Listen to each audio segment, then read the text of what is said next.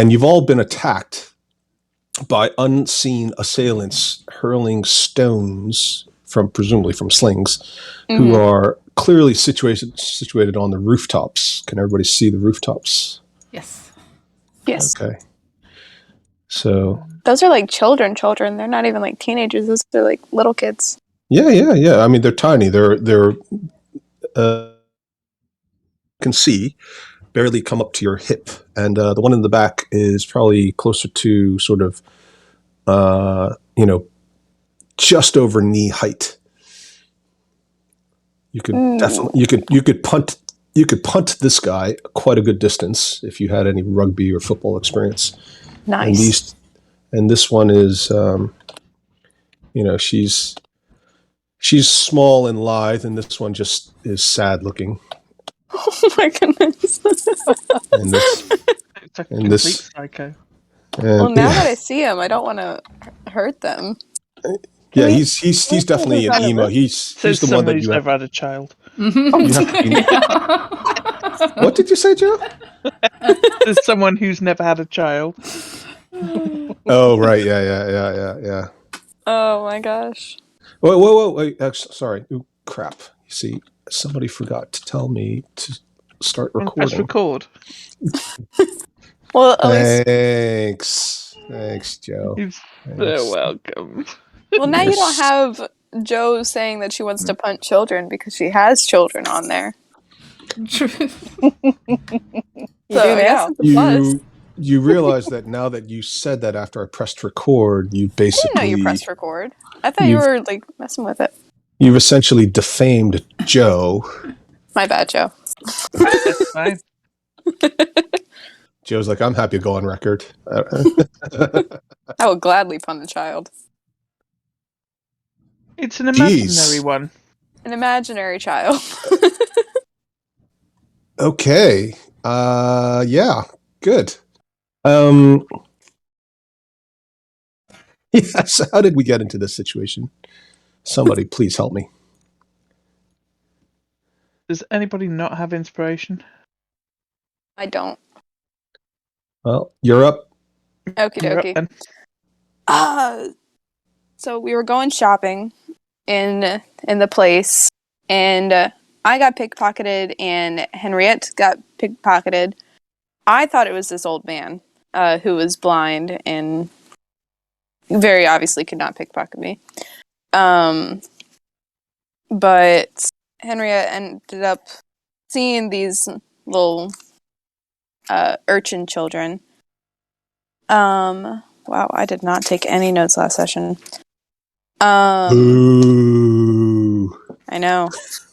The last note I had is we continue into town and meet Cessna. Cessna. I'm starting to feel a little insulted. I just added an A. It's okay. Oh man.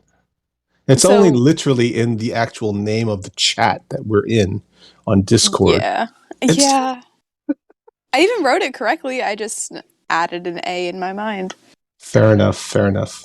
And I put an invisibility spell on Yvonne's character. And then we followed them into the place, and we met the little halfling who sells shoes. And Joe got some pretty kick-ass shoes. And now we're gonna go beat up some kids. I don't know. Can I? Yeah. I mean, I took notes. Go for it. I'm sorry. Please do, Joe. A lot. Yeah, please do. Oh dear. So we know that Cessna had a new restaurant out here, and there's a new shoe store. And the two old women pilots asked us if we wanted to go for a meal at Cessna's. They'd also said that they had seen a lot of snake people and tree people out when they were out at sea. Very good. Yeah. And they were also talking about was Meridian related to the harbour master, because he also had a gold shimmer to himself. His name's Zinder. We then met Cracker, who was Susna's helper, and they all came to the boat to have a look at the dragon meat that we had. And Cracker had a good sniff of the meat, and felt like she needed to be sure, so was going to eat some raw liver, but then shaved a bit off with her axe, and I think it was Darlin put down a fire so that we could actually cook it. Mm-hmm. And we also suggested that Clarissa goes and sings in the restaurant for Susna. And we managed to persuade Susna to take her in. Aegeus disappeared off. He bid us adieu and off he went. But he did give Darlin, I'm trying to think what it actually was. It was a picture of a beautiful flower, and apparently it was the only thing in Professor Fizzle's class that she said he did right. Very good. And then we went to the shoe shop. Is it Pikey's? Yes. Is that his name? Pikey's. And I got Ahmed boots, and we offered him the hoof shoes and a coin, and there was something else that I didn't catch that we gave him in exchange for the boots. Then Darlin went into a shop, and we can feel the heat from outside. She was just looking for some tea, and there was a whole wall of teas. There was 30 different jars with loose tea leaves in it. But the guy that was there locked the door and closes the curtains, and started telling her the trader princes run the port, even the suburbs, and Jessamine is his wholesaler. She's very good with herbs and things that I didn't finish that sentence, and something else, but there you go. Jessamine is one of the princes. She is famous for being the Sassian somewhere else, and she has a child, and she's in the city.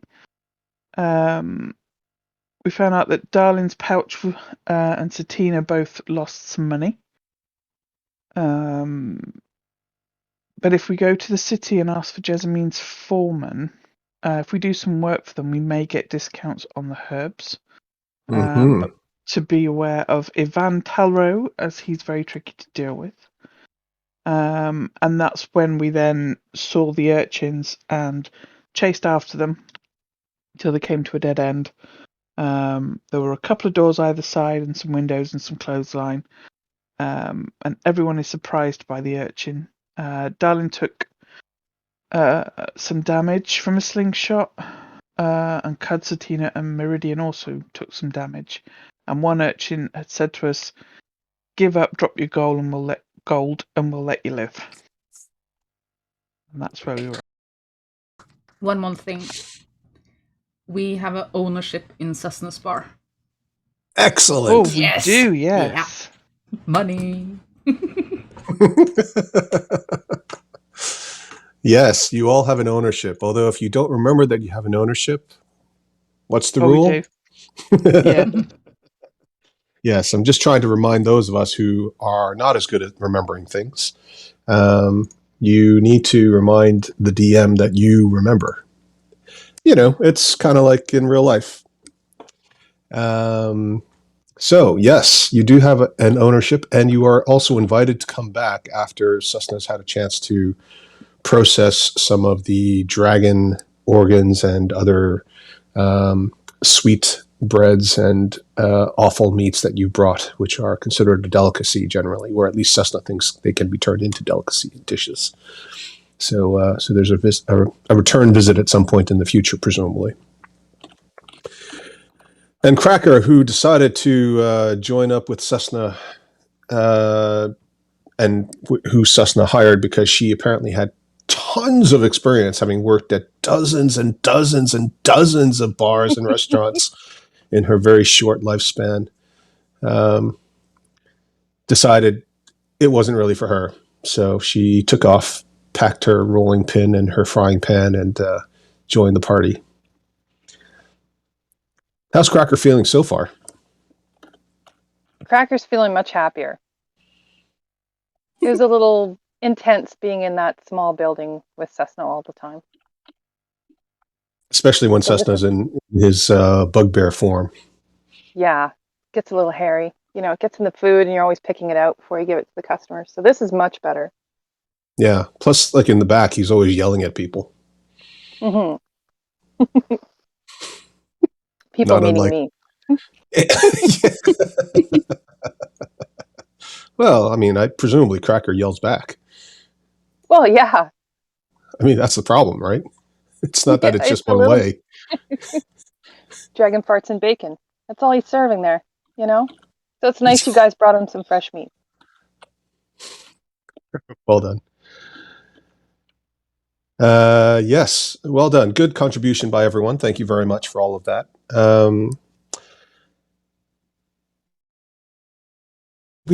Should Satina get inspiration? No, I don't think so. Satina gets inspiration for honesty. Thanks. All right. Yeah. So we are in the midst of a deadly combat. Or at least, it could be potentially deadly. Oh, I seem to have lost the turn order. Did we roll initiative? We did. Yeah. You did. I had I don't know why 9. the turn orders. I don't remember what I had. I don't remember rolling initiative. I'm pretty sure it's in this chat, but it doesn't really matter. We can recreate it. It is. Yeah. So Maddie's was 21. Mine was 18. You guys all just want to roll your initiative again, and then whatever it is. I think it was pretty evenly distributed. Half the party was above, and half the party was below. So whatever's fine. The little urchins went first because there it goes. It's populated now. All right. Okay, so it just took a minute to load. Oh my god. Nice start. Everything okay? Yeah, no, I just rolled a 1 on my initiative. That's okay. We'll use the old one. So you had a 6. Yeah. Way better. Yeah, a lot better.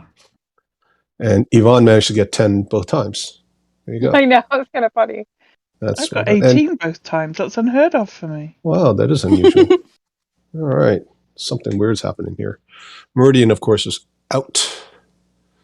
So, Yvonne, just... where do we all go? Yeah, Urchins and Cud, that's all I see.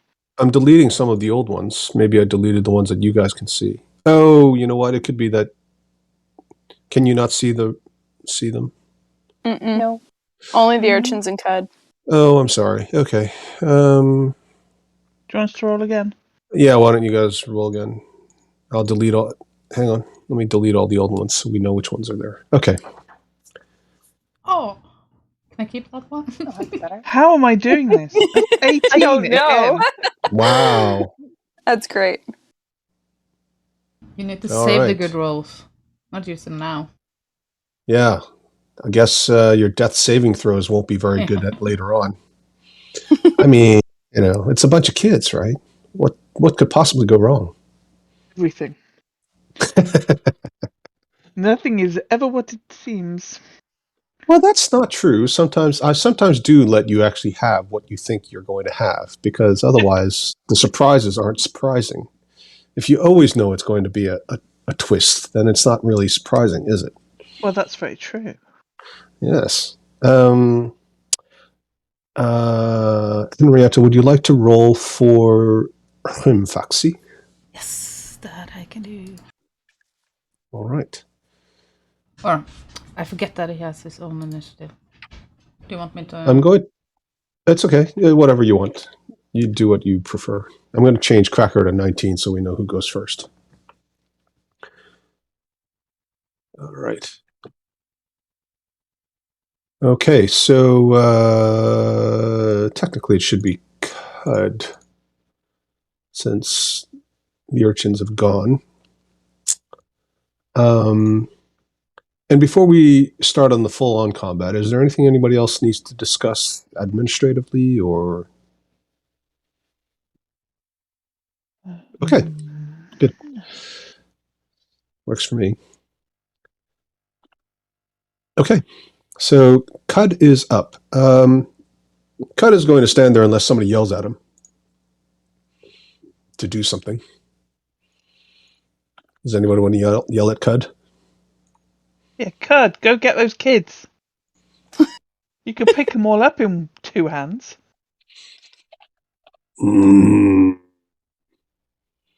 Are you saying you can't handle some little ones? No, I'm telling you to bring them here. No, all right. And he starts to trundle forward. And as soon as he does, he is whipped up in a gigantic net that you did not see, and he is flung over the rooftops in this general direction. Oh.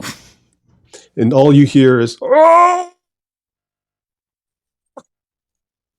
And then, Oops. and from the other side of the houses, you just hear, "Oh,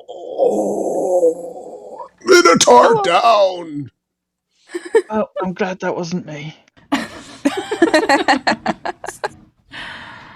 Me too. That's what I was going to do, was run at the kids. Well, now we know. All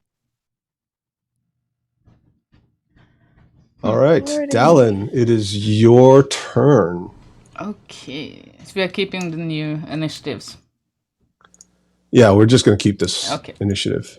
So this is the net, but it's actually obviously been it's been triggered, but it's just so you have a rough idea. As far as you know, this has been triggered, but who knows what else lays in front of you? Okay.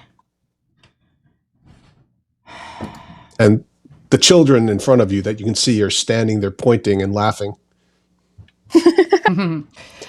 Yeah, they've just seen a massive minotaur get chucked over the rooftops. We warned you! Drop your gold and we'll let you live! Well, being evil, that kind of makes me furious that they toss Cud away. So I'm just gonna close my eyes and put my hand in front of me and just concentrate. And then you suddenly see that a storm is brewing above us. Holy shit! A 3rd level spell on a bunch of kids. Yep. I love this game. I'm just gonna look at them really with a really evil eye, and I'm gonna send a bolt right here in front of them, so that it doesn't hit them, but that it. Oh, I was gonna say. I'm not gonna kill them yet, but I'm gonna Distinguish them right there. intimidate them. I love the yet. Yeah. They have my money, goddammit. So just Henrietta, when you finish playing with us, do you find like you've had a bit of catharsis and you're able to relate with your children on a slightly more calm and relaxed level? Absolutely. Oh, good. Okay, Yeah. good. Okay. Well, at least we're serving a positive social service. How many children do you have? I only have one that is mine, but I have 2 bonus that is my husband's as well. So you've got 3. You've got 3 in the house. Yeah. Not full time you though. need this but- as a release. Oh. And So- how many children do you want? None. It's enough now. I have 3 dogs and a cat as well, so it's enough now. Got a full house over there. Yeah. All right. Well, I certainly have a lot more respect for you. Not that I didn't have enough respect for you already, but yeah, Henrietta wins. Absolutely. All right. So the lightning bolt comes crashing down. It is, of course, absolutely terrifying. And the 2 children in front sort of shy away and go, "Holy cow!" And the last one says, Don't be afraid. We still outnumber them. Now, you did use your action to cast a spell, but was there some particular thing you were trying to achieve, presumably intimidation, but Yeah, and just kind of a flavor, just give us our money back.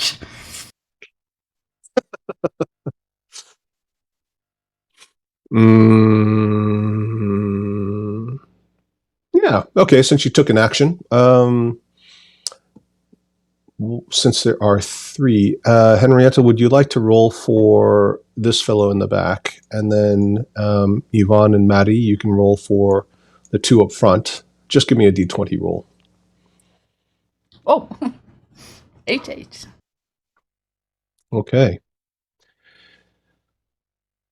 All right. They look at each other, and this one starts climbing up the back. And as he's climbing, you notice that although he's very, very tiny, he's super nimble.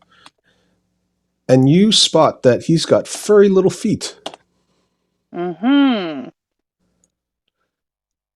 You little halfling. The young girl similarly dashes around the back and starts trying to climb up. But this one stands his ground, full emo, hair covering one eye. And he says, I am death become real. And he sticks out a wooden sword that's about the size of, most of your daggers, if you have daggers. And he shouts over the rooftops, kill them all! Cracker. Huh. That's interesting. I don't think they're kids. And how far can I run here? Hold on. Roll as well.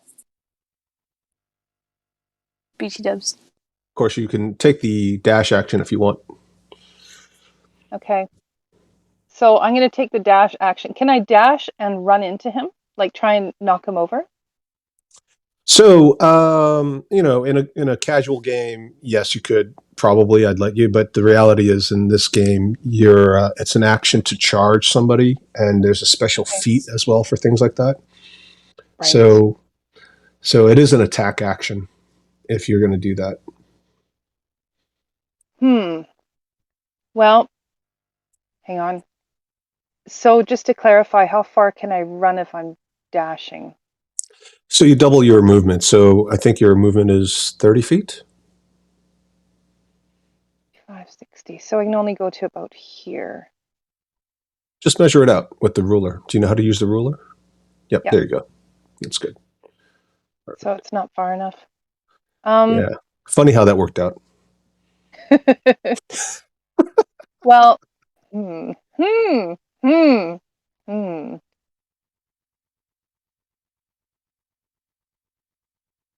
Well, I think I might run to. There might be a little cover under the edge of the roof here from the other people.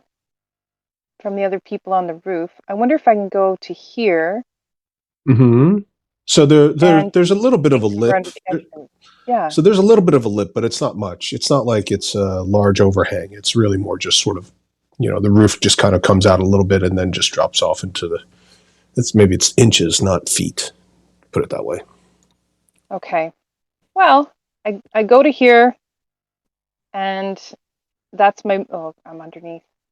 I'm there, and I shout.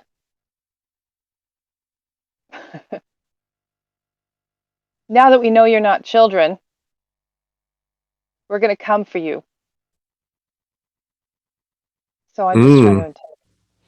Okay. So what effect are you trying to achieve? Well, I'm trying to intimidate. Okay. For the purposes Drop the gold of. You stole. Okay. Drop the gold you stole. Yep. Okay. Fair enough. Yeah. Let's have. Why don't you roll for Mr. Defiance here, and Joe, you can roll for the young lady, and Maddie, you can roll for furry feet there. Oh, I'm not very intimidating. You're only a level 1 adventurer. Screw you. Yeah, exactly. Exactly. I take you out with one rock. Yeah, probably. So good try. I mean, these two are running away, but there's a difference between running away with their ill-begotten gains versus surrendering, I suppose. Laura, what would you like to do? I am going to spread my wings, come up in the air 20 feet, and then go towards them for 40 feet, which I'm just going to measure out would be about there. And I'm going to hover, flapping my wings, basically, and shout at them, "Drop your gold before we come and get you, you little so-and-sos." Not going to swear at them. You little so-and-sos. Okay. No. Do you say so-and-sos? No, I'm not going to say so-and-sos. What am I going to say to them? Yeah, I think I'm just going to say, "Drop your gold before we come and kill you for it." Okay. So, excellent. First of all, as you fly up, roll perception check for me. 9. Excellent. So you say, drop your gold before we kill you, you so-and-sos. Yeah, go ahead and try to intimidate all three of them. Yeah, so you can intimidate. Which one would you like to intimidate, Joe? The snotty little one right here. Okay, yeah, go ahead. Yeah. Henrietta, would you like to intimidate the young lady? And Yvonne, would you like to intimidate Hairy Feet? Okay. Okay.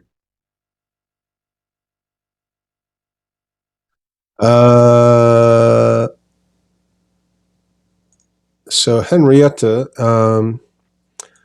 this one is going to drop what appears to be one of the pouches that was nicked from the two of you.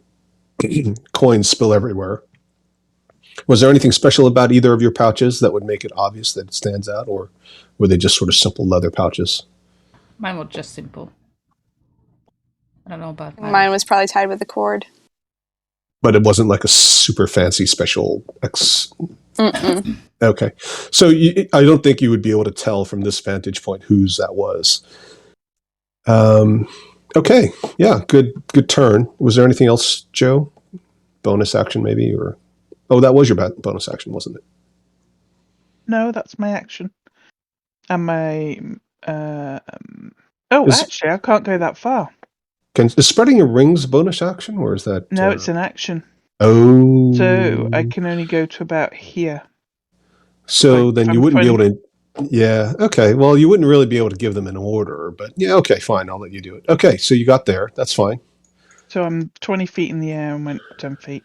Gotcha. Above, okay. Flapping my wings at them so they can see I can fly.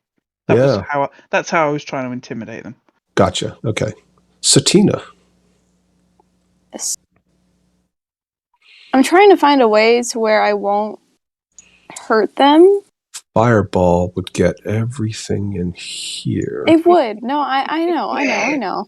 Do it. But the thing is about do it. The fireball will catch the buildings on fire, which wouldn't be good for the infrastructure. They're not our buildings. What's a bit of casual property damage, really? We've done far worse. We might get our key taken away. It doesn't do anything anyway. It's a symbol. Let me go get Nolar's token because I think I'm going to need him in a minute. Yo, why the everything like, I have prepared is 30 feet. Oh my gosh, I was not prepared for this. You never are. That's the whole point. Everything I have is 30 feet. That's stupid. Okay, I'm gonna take some movement, and I'm gonna dash, get up to here. And as my Did you say, sorry, you're going to dash? You're going to use your dash action. You're going to take the dash action. Yeah. To move a total of 30 feet. No, 50 feet. Okay. Right. No, my spells, all the spells that I have prepared are for 30 feet. Gotcha. And yeah, so that's why I was saying that I wasn't prepared for this kind of thing. Yeah, and that's it. Okay. That's all I'm gonna do. All right. I'm gonna pull out my quarterstaff. Sorry about that. No worries. Yes. Does Hrimfaxi do anything? Oh yes. He's gonna get there. Yeah. You just see that the flames of his mane and hoofs are just flashing. And he's gonna dash fly, right over here. Dash fly. Dash fly. Jeez. Wow, Yeah. he can go far. Yeah, he's 60 feet, 90 feet, actually, of flight. So that's Wow. 120 to there, so. Okay. So, yeah, what is Hrimfaxi's perception? Do you know? Let's see. Perception. I don't know. It just says that his passive perception is 11. Well, that's fine because that would be it's his passive perception. I really should have just had Joe use passive perception as well, but either way, it's fine. Okay, yeah. So he flies up there, and he's standing there. Does he do anything else? No, he's just kind of, I don't know, whining. Whining? Not whining. What do you call it when they rear up and rearing? Yeah. Just right. So intimidating. Yeah. Like when when you see a statue in a town square and there's a general on it. Yep. Did you know that when the horse is rearing, that's an indication that the person riding the horse died in battle? Oh no, I knew there was a symbolism there based on. I thought it was how they were sat on the horses. It means different things. I didn't realize rearing up meant that they died in battle. Yes, there's if the horse has got all four legs on the ground, then it's just somebody who was riding a horse. If the horse, I think, has got one leg up or is partially up, then that person was wounded in battle. And if the horse is rearing, then that person died in battle. I'm not sure if all cultures do that, but certainly I've heard that in a number of cultures, Western cultures. Yes, very good.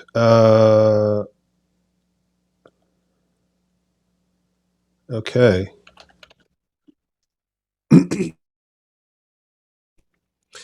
And it is now going to be their turn.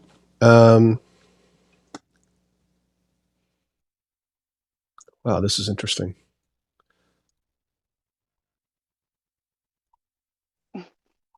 Cora and Hrimfaxi can see from their vantage point a dozen shadowy looking figures step out, and seeing that they're now somewhat exposed, I guess it would be Hrimfaxi since he's closest, actually.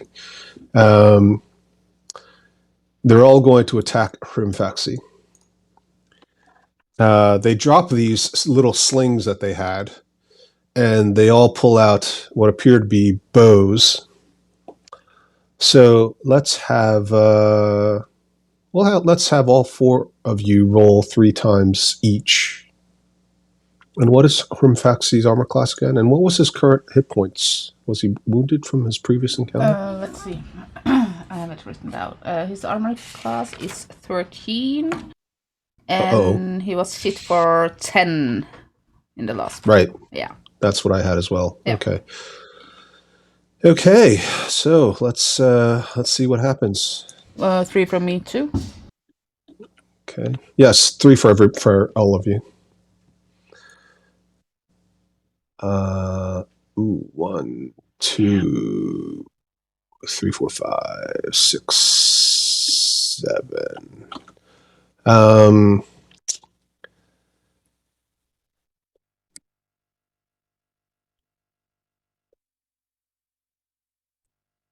7 arrows hit Hrimfaxi for a total of 49 hit points. Oh.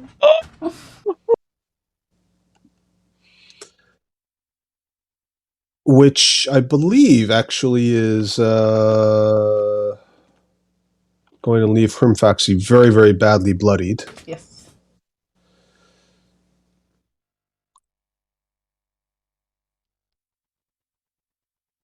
Did you say 42 or 49? 49 plus the 10 from before, so that's 59, 59 points of damage, which leaves Hrimfaxi with. Hrimfaxi looks terrible. He's been pelted in the forehead by a stone, but now he's got literally 7 arrows sticking out of him, and he is crying in pain, very upset. Oh. This one shouts, "Get rid of the flying ones!" Let's see. And after they attack, let's see. 1, 2, 3, 4, 5, 6, 7, 8, 9, 10, 11, 12. What's the highest passive perception? I think that's going to be Cora. Well, I have passive. Oh, yeah, you have passive perception too. Yeah. 17. I mean, you all do, 15. but Mine's you have 15. 17 17, yeah. passive perception. Yeah, it said so. On the sheet. Good shit. How do you have? I have no 7? idea. It just says so. What's your? Oh, because you're proficient in perception. Yes, I am.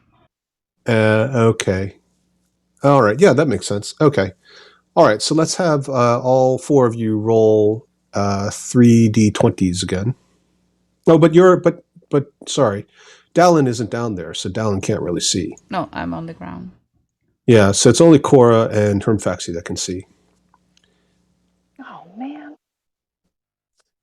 Yes, Mine's- these are the guys trying to hide. So Cora's perception is what? 15. 15. Okay. All right. So 1, 2,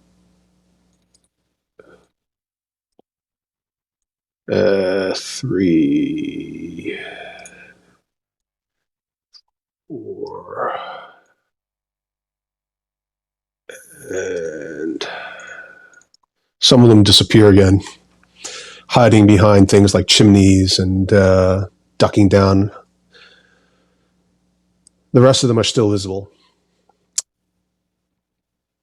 Cud is moaning in the background. Oh, I'm coming, I'm coming. 1, 2, 3, 4, 5, 6. But he doesn't seem to be moving particularly fast.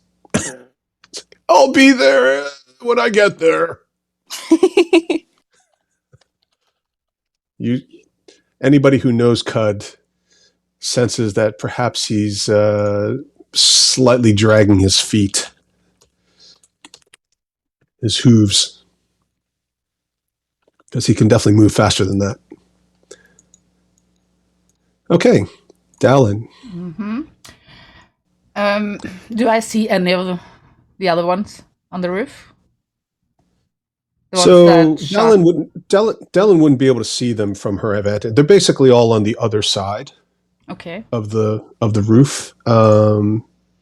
Maybe this one, I guess. These 3 over here. Mm-hmm.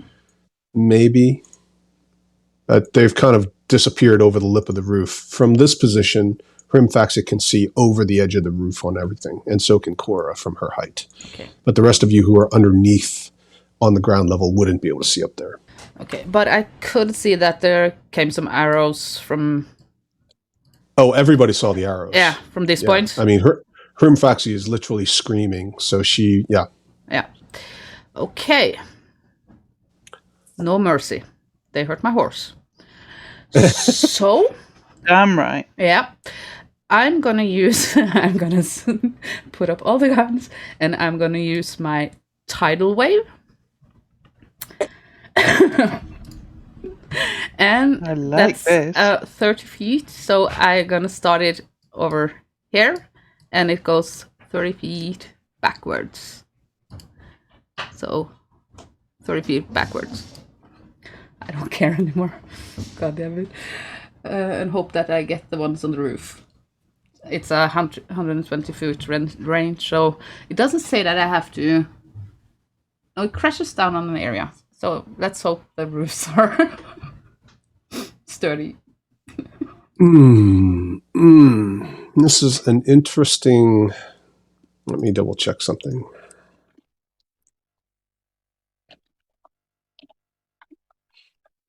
Maybe I should have waited until Marin used fireball so I could put out the flames. Kill them all and then douse the buildings. Yeah. Hey, I I mean, that's a pretty good plan. It is. I like it. Good plan.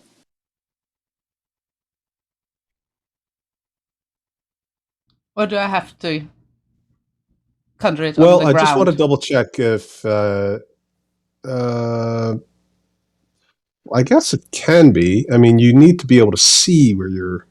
Yeah. It doesn't say you have to be able to see, but technically there should be like a line of an uninterrupted line. But I suppose you could cast it high enough. So yeah, I'll let you do it. So it covers 30 feet long, up to 10 feet wide. So you'll have to specify exactly what 10 feet. And then we're going to just roll because these guys would be moving around as well. So the chances of you getting the right guys exactly. Let's see. So it's 10 feet. But if I do. Little to the left. I'll guide you. If I do 10 feet from the top of the roof, so 10 feet, and then 30 feet that way. So it goes this way. If it starts on top of the roof there and goes 30 feet over there. And oh, you're going along the length of the roof like this. Yeah, then I at least get 2 of them. Oh, I see. Okay, yeah, sure. If you're trying to do it that way, then I'll say you can get. If you're trying to go 30 feet from here to here, without knowing what the roof structure looks like, and then 10 feet deep, essentially. I was thinking 30 feet this way, so it starts. Okay. It starts here, and 10 feet, and goes this way, 30 feet. So I at least get these 2 that I can see. Or well, you can't see any I of can them. see them, but yeah, sure. Go ahead. So go ahead and roll their saving throws. How many? 2? Yeah, 2. 9 and 8. Yeah, so they're both. You just hear whoa, and a terrible splashing sound. Let me mark them. And that's 13 points of bludgeoning. Okay. That's a terrible damage roll. And, they hear the sound of slate shingles being washed off the roof. You hear somebody shouting from inside the building going, oh my God, what's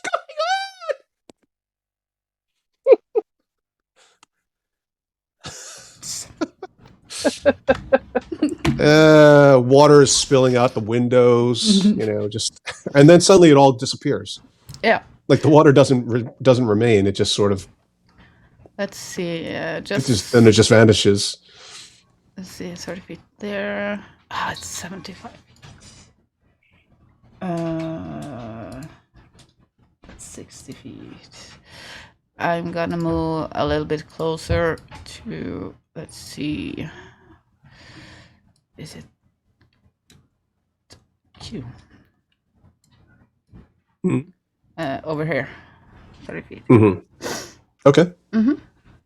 That's me. Okay.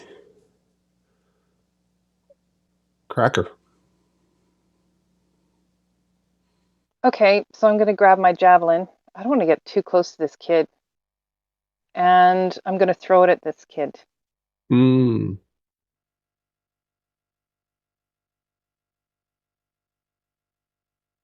Not well. No, you do manage to hit him, and he okay. squeals. Ow! You bully! And he literally has a javelin sticking through his gut that's longer than he is, and he is on the ground just writhing in pain. And he's still alive. There we go. Yeah, he's still Yeah, alive, just okay, barely. they're definitely not kids. Normal kids. Yeah, what's normal these days? Anything else for Cracker? I'm gonna shout really loud at everybody. Here we come! As you stand in place. As I And you wave everybody else on. Here, come on, you guys. Assault the beaches! I'll direct. I'm only level 1. Doing my best. Well done. All right, Cora. So you've seen a Okay. bunch of these guys disappear after shooting arrows. Some of them are still visible. The ones that you can see should be visible here, here, here, and here. But you know that there were others that have sort of ducked behind things. And you saw this gigantic wave of water that came, swept several off the roof, and then sort of the water disappeared. They've disappeared. And you don't know where they've all gone to. Okay. So I'm going to use my free item interaction to take out my crossbow. Mm. And I'm going for this one here. And I'm also going to use... Sorry, which one where? I didn't see it. This one here. Okay, right. And I'm using my Divine Strike as well. Ooh, what's that? Let me post it in the chat. Is that the one where you add plus 10? 1d8 damage. Oh, that's damage. Okay, right. Mm-hmm. Oh, and that's not going to hit. Okay. Once on each of your turns when you hit a creature with a weapon attack. All right. Yeah, I mean, you blow the hell out of this roof. Yeah. It's like, the insurance claim alone is going to take, months of paperwork. This fella looks at you and immediately sort of scampers over a little bit. I am also going to move over to here. Mm-hmm. So that I'm hovering. Mm-hmm. How high up are you again? You went up 20 feet, so you're just literally over the rooftop now. Yeah, that's where I want to be. I want to be Okay. able to literally just, if something hits me or what have you, that I drop onto the roof and I don't hurt myself. Or I could duck down and get some cover if I need it. Okay. Fair enough. I don't know how powerful these guys are yet. Yep. Okay. Good. Yeah, that's me. Okay. Satina. Okay. Hello? Yeah, no, sorry, I was thinking.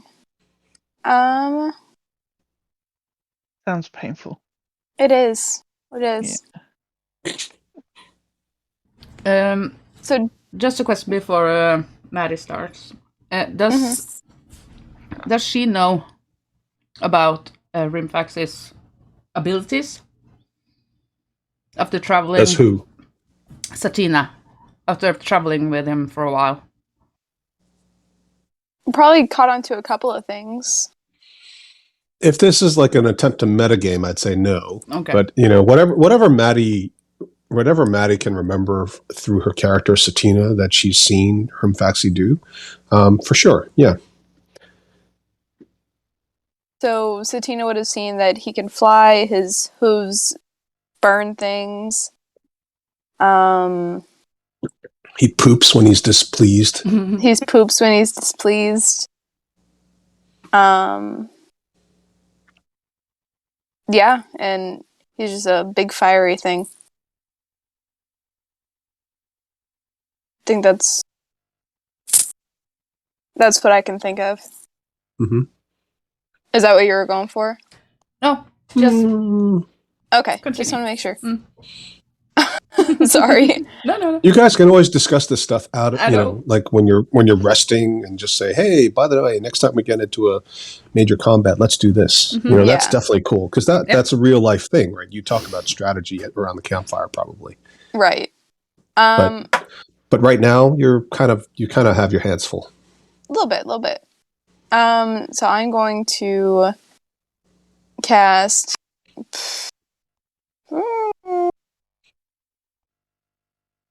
I'm gonna cast minor illusion. Let's see, is that? Oh, that's not far enough. I'm going to move, and then I'm gonna cast minor illusion.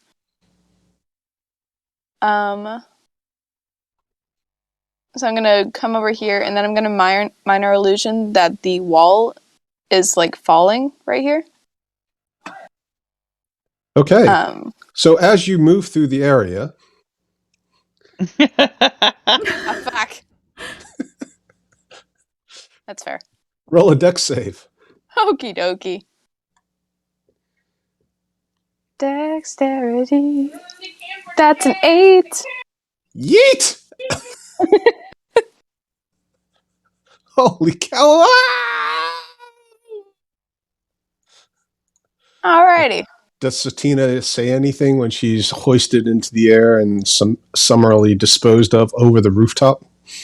She says something that's not really appropriate for children. There's no children here. Oh. Okay, Maddie, would you like to roll the damage for yourself? What am I rolling? 4d6. Ouch. 6. That's 18 points. Yep, you take 18 points of falling damage. You land prone in the alleyway next to these guys who are also prone. And they look like they were knocked off the roof, but actually they should take a little bit more damage because they should have fallen as well. So, yep. There you go. Wow. Okay. Good times. But you still have your action. That's the good news. Kill the guy next to you. That's what I was thinking of doing, yeah. So what I'm going to do is I am going to look at my spells real quick. And I am going... Fuck.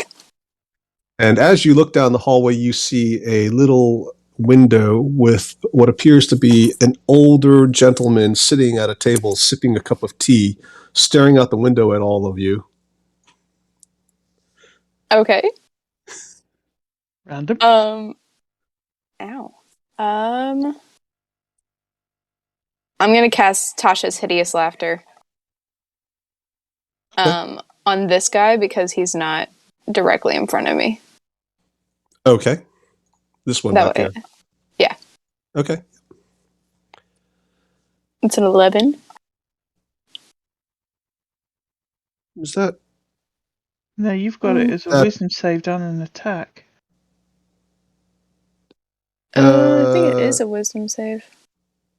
It is a wisdom save, but you've got an attack set up as well, so we need to fix that. I'll That's fix okay. that. Yeah, it's just so you've got an attack roll set up as well as the save. So it's a DC 14 wisdom save, which sounds about right. 18. Well, apparently, whatever joke it wasn't very funny. That's fair. Satina's not known for her humor.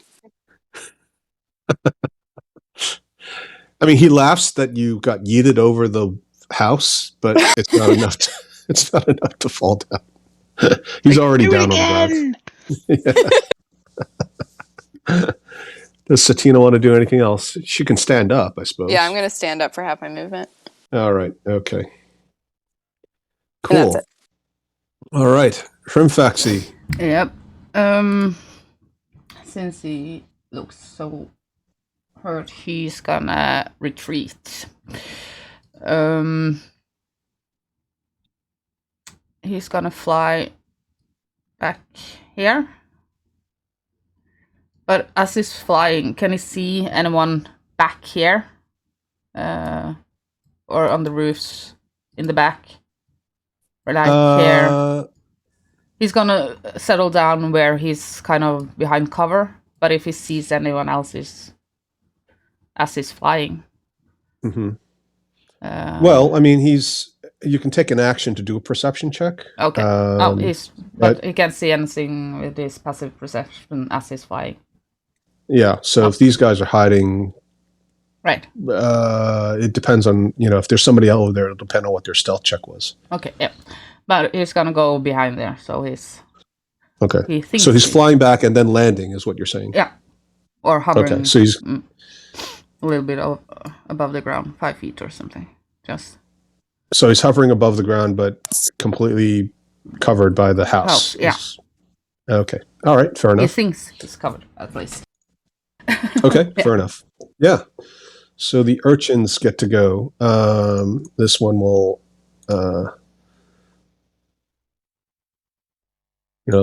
they're all going to pull a Slim Shady and stand up. Let's see. Yvonne, would you roll an attack roll on Satina with advantage? Okay, so an attack roll, how am I doing that? Just 2d20s is fine. Okay. Yep. Could I ask why he has advantage? Because this guy's next to him. Oh, word. Okay, so that's going to... What's Satina's armor class? I think it's like 13 or something, right? 14. It is 11 because I don't have my mage armor on because I forgot to put it on. Oh no! Really? Oh. Well, there is. You'll get half cover from this guy, so that's 2. Yeah, so that's still going to hit. Yeah. Let's see. That'll be 7 points. Okay. From an arrow. Let's see. I can't remember off the top of my head. Do range attacks also get...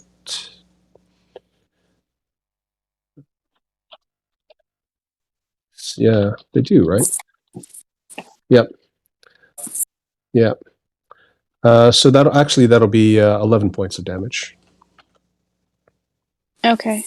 So it was 7 turned into 11, or 7 Yes. and 11? No, it's 7. It's 11 altogether.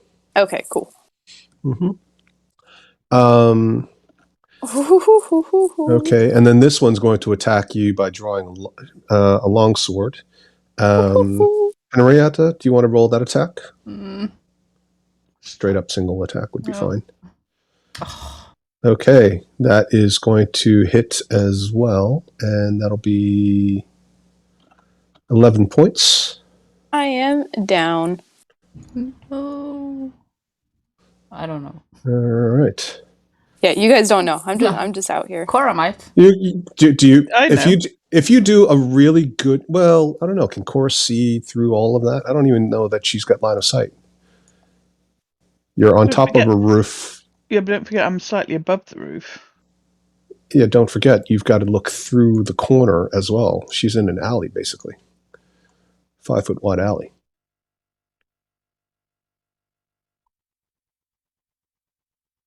She's 5 feet tall. Okay. You guys probably wouldn't be able to see me. Maddie?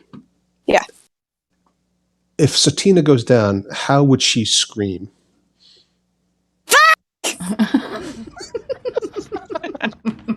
You all know that Satina is down. Heard that sound before. By my hairy beard! Ah! Okay. The other guys are going to pop out. Actually, I forgot that they should have all attacked with advantage against Hermfaxes. So that was 1, 2, 3, 4, 5, 6. 6 will attack with advantage. I guess Cora is really the only obvious target from where she is hovering above the roof. So let's have Maddie roll 3 with advantage. So that's actually 6 rolls, if you would. Okay. I'm gonna Yvonne, do which separately. yeah, Why do they get advantage? because they were hiding. Ah, okay. And Yvonne, you can roll 3 with advantage. And then Henrietta, can you roll 3 without advantage? Mm-hmm. And I'll roll 1 extra. So mine will miss. And Cora's armor class is 19. 19. Okay, so Henrietta, 1 will hit. 2 will hit from. 2 will hit from Maddie's rolls. Yvonne, you rolled 2 or 3? There's 3, 8, 3, and 6. 3d20. I don't see this. Okay, well,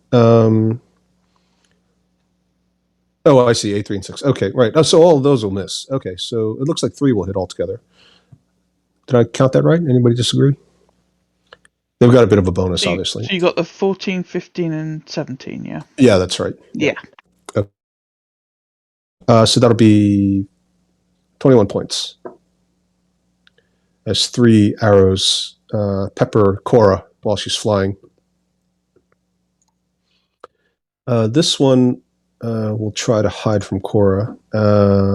Actually, they all will try to hide afterward. 1, 2, 3, 4, 5, 6, 7, 8, 9, 10. Everybody want to roll? Joe. So why don't everybody roll 2? And I'll roll 2. 2d20s. Mm-hmm. I have a quick question. Mm-hmm. The tidal wave, wouldn't it have also taken off those other 2 from the roof, even though they were hidden? Or were they able to save on that? Well, I mean, we'll say that they kind of moved over. Okay. I don't know if you ever, done fire and move kind of exercises, but you don't just duck back down. Typically, if you can, you duck back down and then you kind of displace a little bit so that the sniper doesn't target the last place he saw you. Right. 20, 13. What we're doing? Oh, these were hide attempts. So both of these guys will hide. Damn. I'm rolling too high for the wrong side. Yeah, Joe, these 2 remain visible. And then Henrietta had a 15, so this guy will hide. Oh, not that guy. It's the same. And Satina also will have one that hides. Okay. I think that's right. No? Your perception is what again? 15? Me, yeah. Yep. So, yeah, 12. That looks about. I think that looks right. Oh, actually, one more.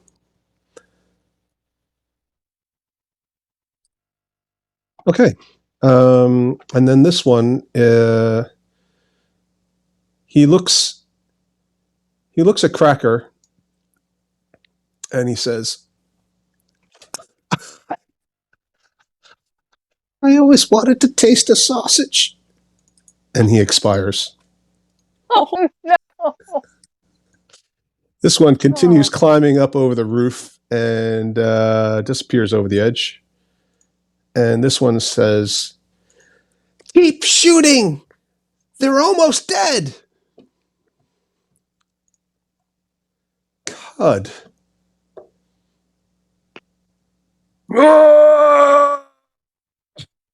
He runs back in, squeezes into the alley, and picks up Satina, and he just sort of turns around and protects her with his back. My man. But he can't move or do anything else because that was his turn. He's the dude. Love this guy. Well, you guys sacrifice some hit points. I got to let you use it, right? Alan. Yes, I'm gonna. Vengeance is mine, said the druid. I'm not done yet. I'm gonna call down a lightning bolt right here. Ooh, yeah. So can you just post in the chat, because is it 5-foot radius? It's everything within 5 feet of the point, so yes. So you can really just get the one guy. But if I take it here, it's 5 feet to him and 5 feet to him. Okay, all right, sure. I Yeah, I'll let you do it. yeah. So 2 dexterity throws, sequence throws. Well, 1 didn't make it. So the 1 takes 12 and 1 takes 6. You can do it. Okay. Yeah. Yeah.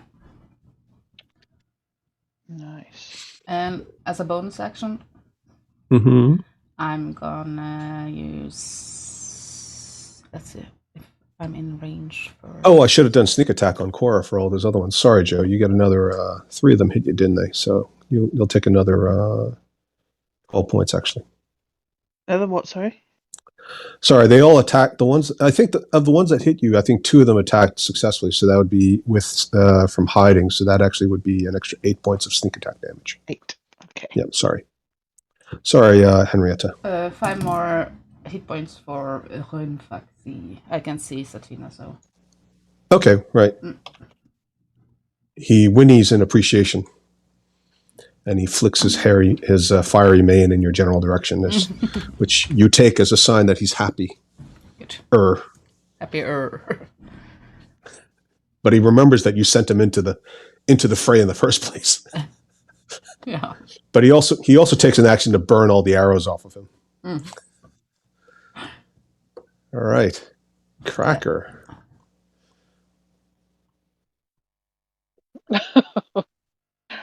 Cracker could fit through here if she wants good. to. That was my next question. Yes. Okay, good. Yeah. Okay. Hold on. I just need to measure. Yeah, so that'd be 5.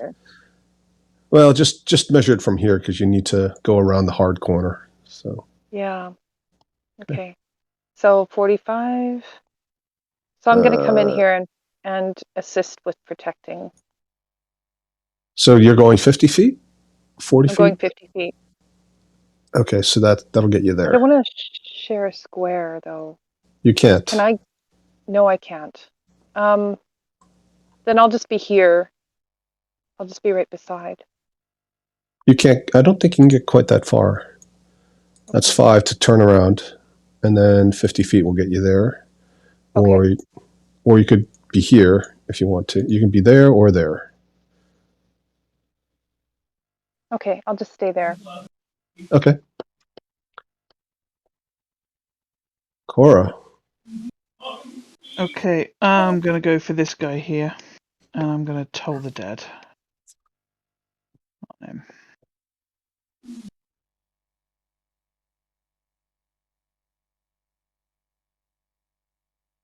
Oh, which he just completely ignores. Wow. Which is fine.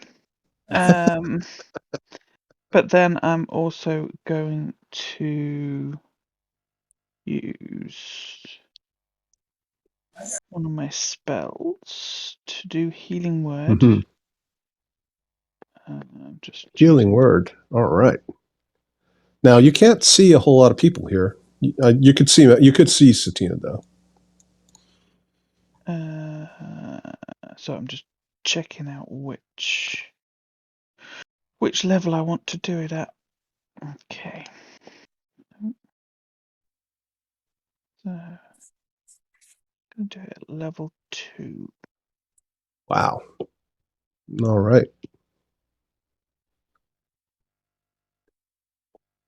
So Satina will not have to roll a death save. Yay! So you get 17. Wow. Wow. I also get 4 back because of my blessed healer.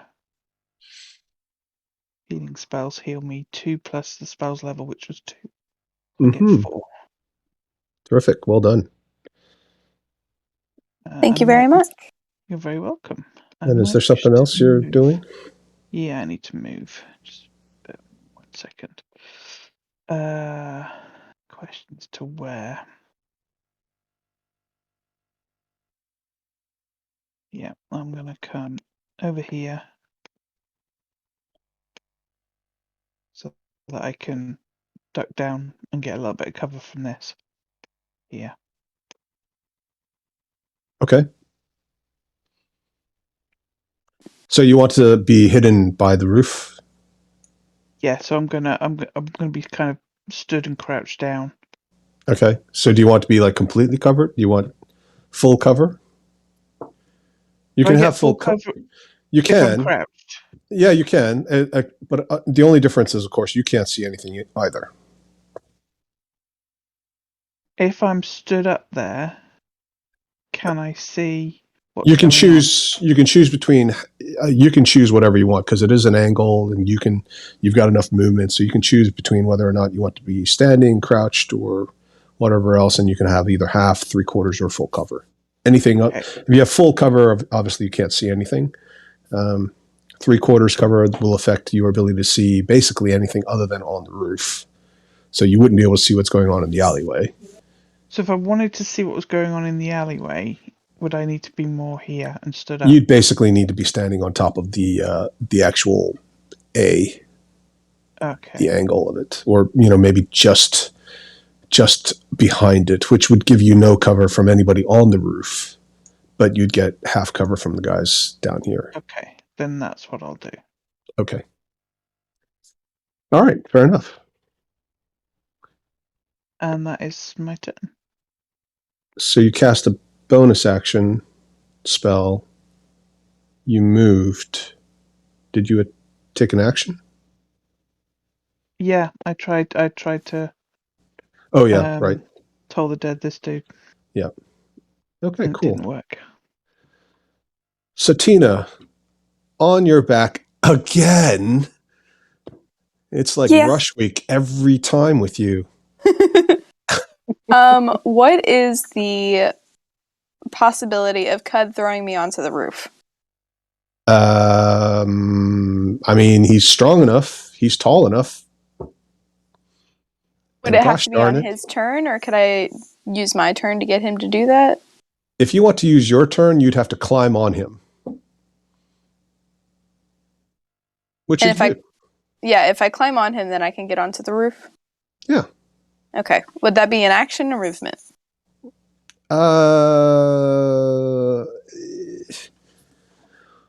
That's a good question. I mean, Cud isn't exactly built for climbing, except if he helps you. So I'll say that in order for you to do it, you'll use your action. Okay. If it was just an uneven surface, I'll rained let a you. Minotaur once, so have essentially climbed a Minotaur before. Okay, Cud is starting to feel a bit like a piece of meat. All right, go on then. Roll with advantage. All right. Oh. Just like, it's like when you've got a newborn puppy or kitten or something and they don't really understand yet and they just treat you like a piece of the furniture.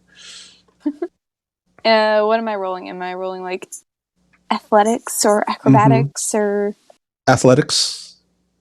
Unless you can justify it somehow. Well, you see, acrobatics or history. Arcana. You've done it before. I've done it before. Persuasion. Lower your horns.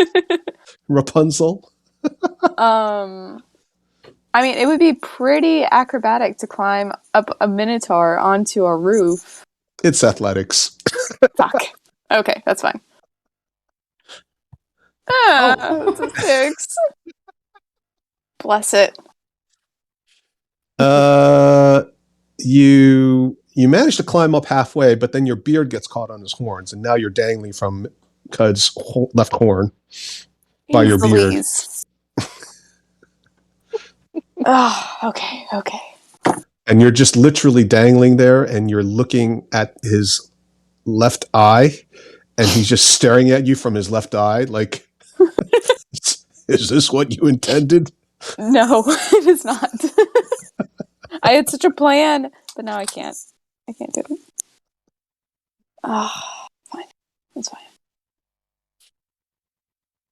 Faxi, licking his wounds. He's just gonna. He's gonna stay for now. Okay. Yeah. All right.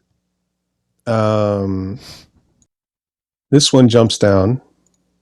This one runs across and also jumps down. This one's going to climb up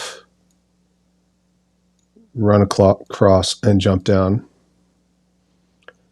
And this one's also going to climb up and jump over here.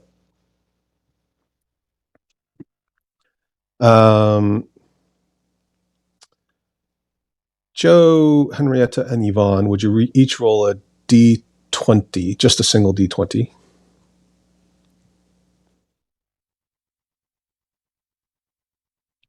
Okay.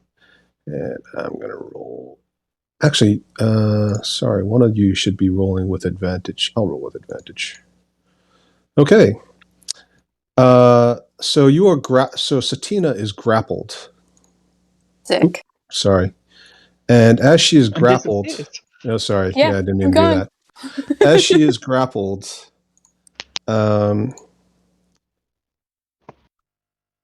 this one manages to cut your backpack off. And takes it and starts to run off. You can have an attack of opportunity. I would like to. All right. I can only do like a cantrip on attack of opportunity, right? Yeah, technically you can't even do a spell unless you've got that Warcaster Like or already. whatever it is. Okay. Yeah, special feat. I'm gonna hit him with my quarterstaff then. Okay. Since I can't do a spell. That's a 13 for 0. Oh my fucking god. I hate strength. You bop him on the back and he kind of looks over his shoulder and he keeps running. Oh my god. And he runs out into the alleyway, or out of the alleyway, I should say, and disappears with your backpack. Is my spell book in the backpack? Whatever isn't on your person is in the backpack. At that, one of the other ones down in the alleyway blows a whistle, and the others shout, "Retreat!" And the hairy fellow disappears over the edge, and these guys all also disappear and take off. I think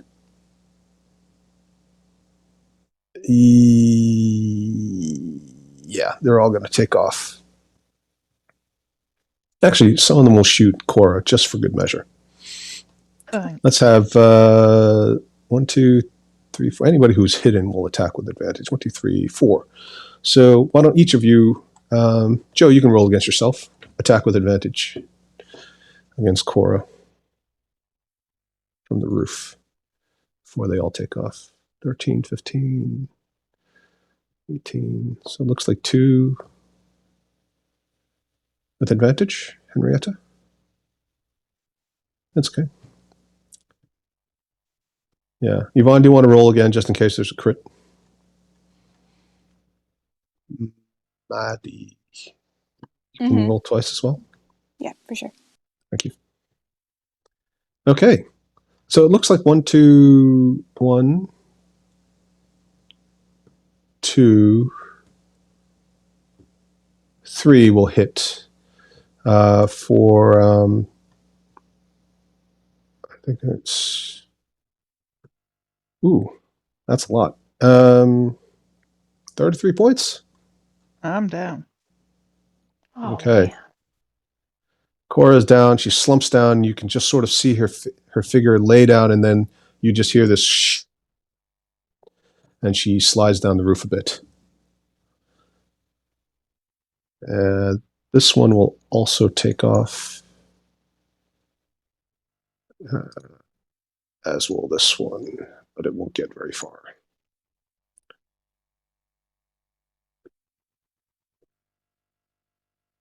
Cud, what do you want Cud to do?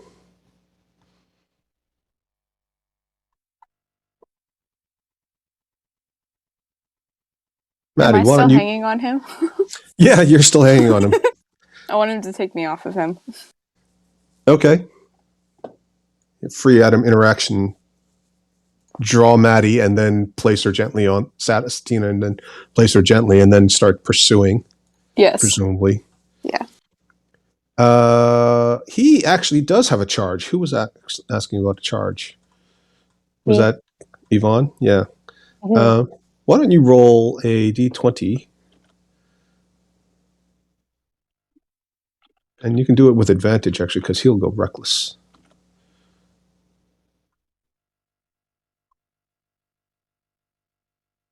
Ooh, yeah.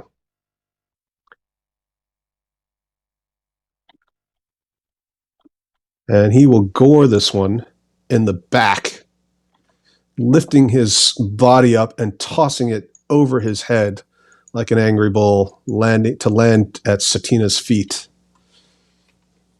I'll give Satina a free action kick. Absolutely. Just for good measure. Dallin. Did I hear that Cora went down? I can't see anything. Everyone disappeared from Yes, me. you can't see anything from where you are. No. Joe, if Cora goes down, what does she make a sound? Always. Is there would you like to share with us? Ah! You know Cora is down. Okay. Then I am. The number of times you guys have all been taken down, you must definitely recognize each other's screams of death. Definitely. Let's see. My neighbours now wonder what the hell's happening in my house. Yeah. Let's see. I'm gonna to see what's happening. I'm gonna dash. Use my action to dash over here. That's 60 feet. And Somebody's now, dialing 999. yeah. Yep. Now I can I see was just Cora, seeing her right? getting knocked on the door. Excuse me, but what's happening? No, I'm just Are you playing okay? D&D. Now I Can can you come see in and Cora. see? Yeah, you can speak to my DM, look. Let's see. Yeah, you see Cora's. You see one very beautiful steel stiletto dangling over the edge of the roof, blood dripping slowly from it. Let's see. Let's see. Use my action to dash, so I'm gonna use my bonus action to healing word. Oh, you little Cora. star. And that's an 11. 11. Thank No. you. Wow, Whew. it's nice having two healers in the party. Mm-hmm. Absolutely. And with healing Takes the word, pressure off. it's really good. Cure wounds doesn't do that much because you need to be close, but healing word you can do from afar. So Yeah, economy. mm-hmm. Okay, That's B. That's all I can do. awesome. All right, Cracker. Well, I'm going to move up to here.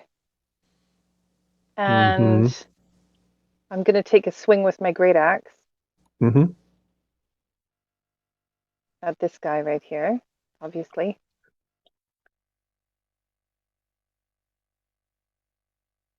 But can I, oh, it's too late. I was just going to say, it might actually be better to do non-lethal damage because then we could question him. Yes. You can do it. It's fine. Okay. So hopefully non-lethal to knock him out. Yeah, technically you shouldn't be able to move through Cud that easily because he's. But I'll let you Big, do it. right? Yeah, but Okay. he's an ally, so you can move through him, but it's difficult terrain. And I don't. How much movement do you have? Don't I have 40 feet? If you have 40, then you have enough. Okay, fine. Yeah. I forgot barbarians have that extra move. Yeah, so you knock him out. Well done. I put an X through Cud by accident. Cud is fine. Oh, that's good. Or he's not I fine, got a but bit worried there. he's not fine, but he's yeah. Okay. Your I Very non-lethal good. accidentally killed damage a teammate. got cut. Yeah, okay, good. Yeah. I'm gonna make it that. Okay. So he's not dead. Um, And I yell out to everybody, let's question this one. Just so nobody else kills them. all right. Well, you'll do it the next turn, but that's fine. Okay. Cora.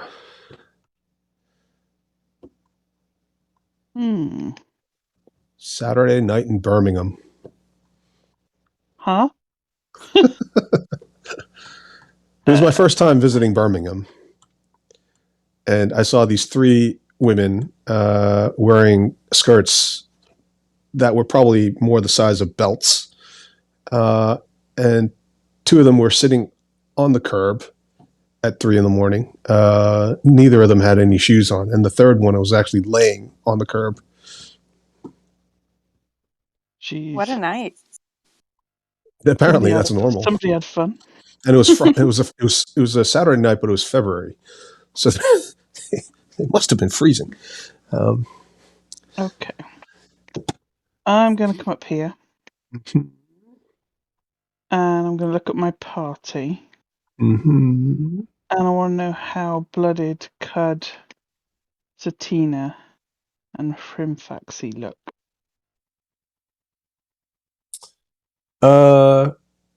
Hrimfaxi is bloodied, for Yeah. sure, still. Satina is Satina's bloodied too, right? Mm-hmm. Okay. I don't think Cud is that badly injured. Okay, I am going to use one of my channel divinities. All right. And I'm going to give 10 to Satina. Thank you. 10 to Rimfaxi. Mm-hmm. 5 to Cud. And 15 for me. Okay. Very good.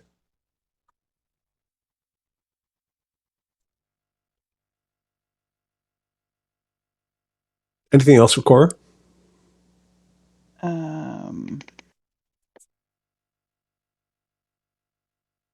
Not yet, no. I'm going to help interrogate this little shyster when he's awake. Not All that right. one. Wherever he is. Satina. Mm-hmm. So her bag was taken, and if I remember correctly about wizards, they only need the spellbook to remember the spells. They don't need it to use the spells, right? Yeah, so that's a very good question. So wizards have the ritual caster ability, Mm-hmm. and the one difference about wizard ritual casting versus everybody else is that you can, if you've got your spell book handy, you can cast any ritual spell from your spell book without having prepared it. If you wanted to change your spells, you would need your spell book. Right. But technically, if you've got the spells the spells you already know, you don't need to have the spell book in order to cast it. Okay. Cast the See, spell. that's exactly what I was thinking. So I think my spell book would have been inside my backpack. Yeah, we're attached to it. Yeah. Yeah. Pretty much everything is in your backpack unless you specify that it isn't, or it's very obviously equipment that you have, on your person. Like if if you go through the trouble of actually buying a belt like Aegeus has that has basically like sort of ammunition loops, but he puts potions in, then you would not have that risk. Right. So I was thinking my component pouch was probably attached to me, just like my coin purse. And then I was holding my quarterstaff. So those are the only things that I have. Yeah, well, you have a spell focus, don't you? Probably like an amulet or something around your neck. I guess so, but I mean, I don't have it listed. Oh, So you yeah, should. probably. I should, but yeah.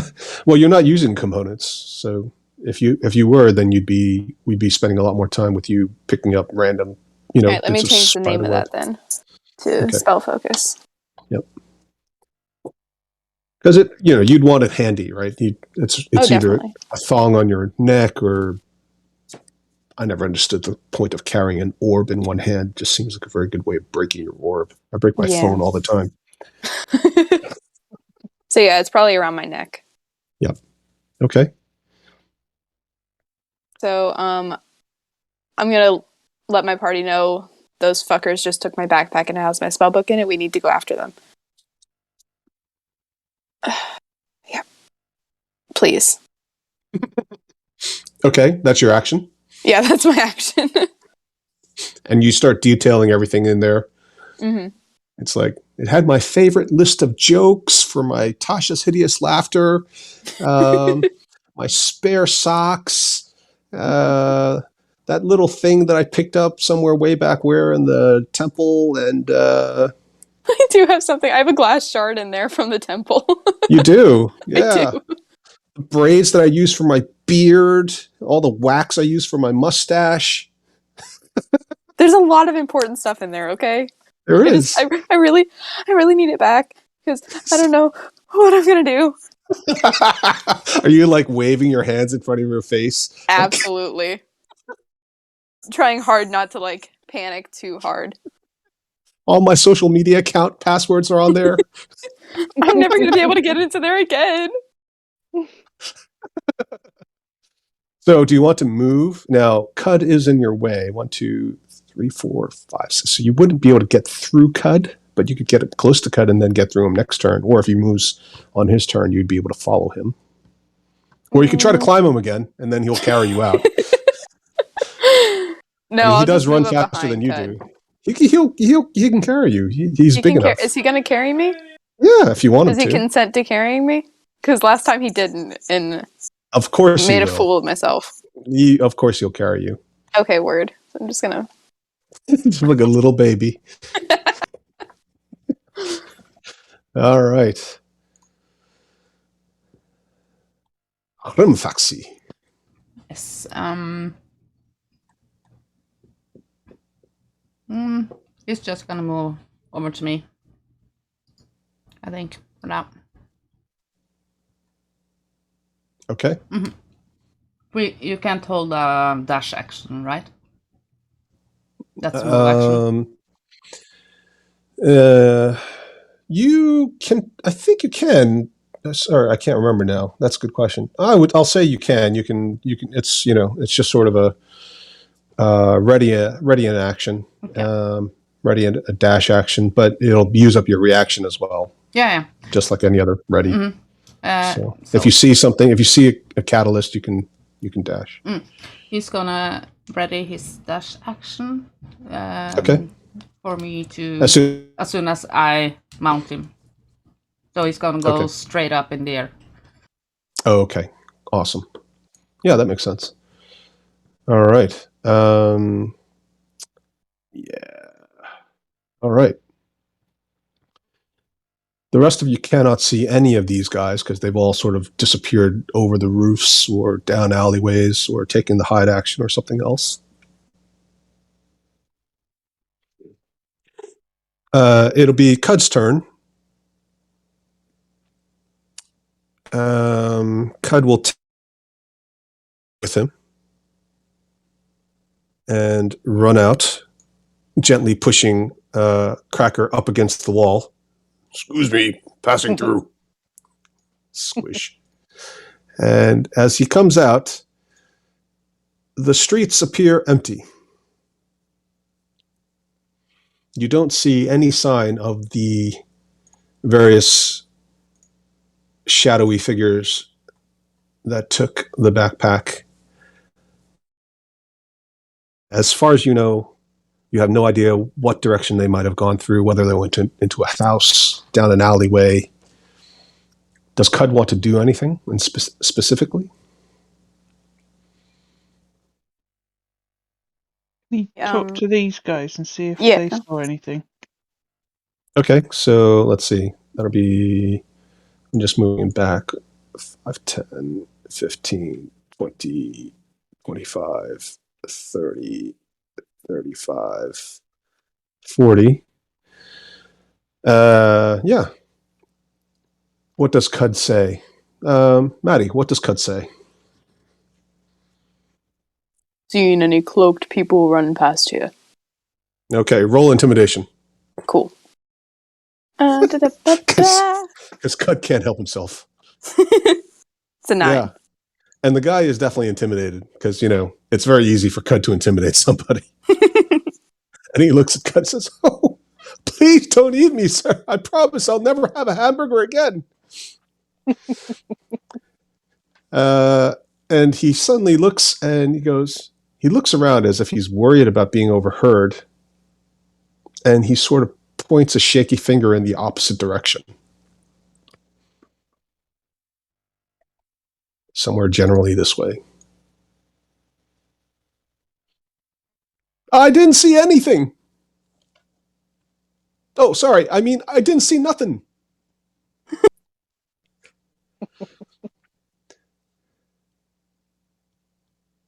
Does Cut have a bonus action? I don't think so. Other than attacking him. Dallin. Yes, I'm going to mount Rimfaxi, and he's gonna shoot 90 feet up in the air, and I'm just gonna see if I can see any of the... Make a perception check and see if I can see anything of the... Okay. Yeah. So he'll shoot up 90 feet in the air. Yeah, go ahead and roll a perception check if you want. Yep.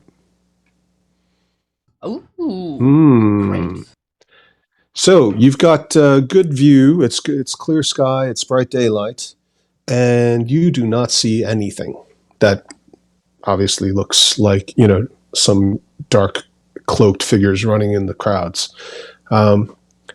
Your best guess is that they disappeared through some sort of an entrance somewhere, whether it's a building or sewer grate or something else. You're not entirely clear.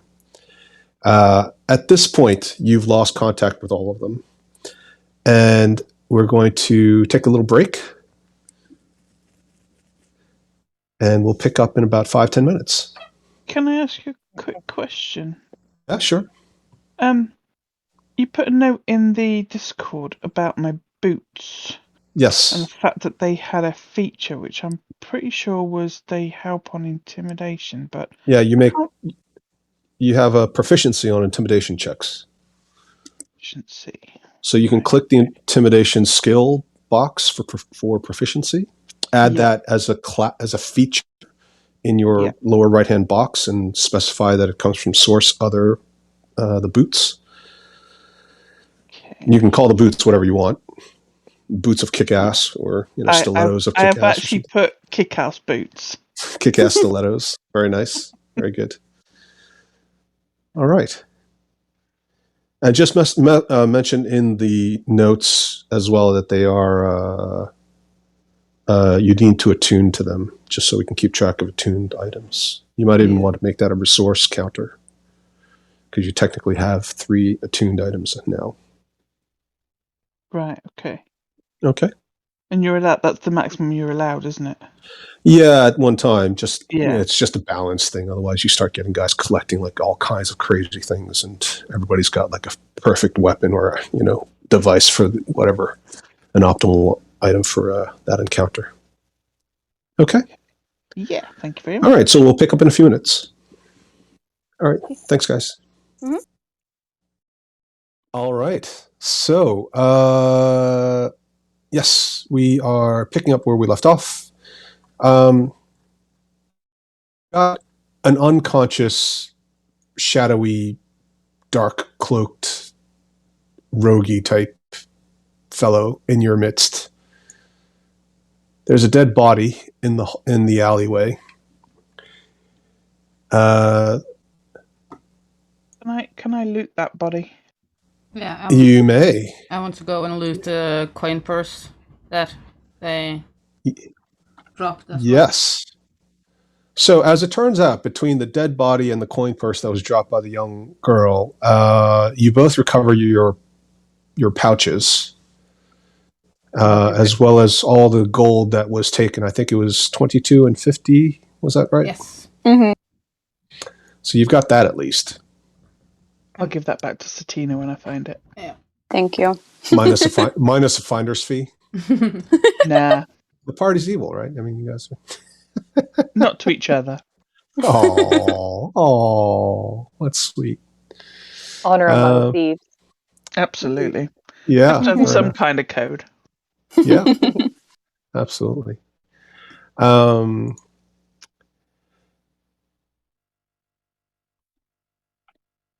Yes, sorry. I was just trying to find one thing.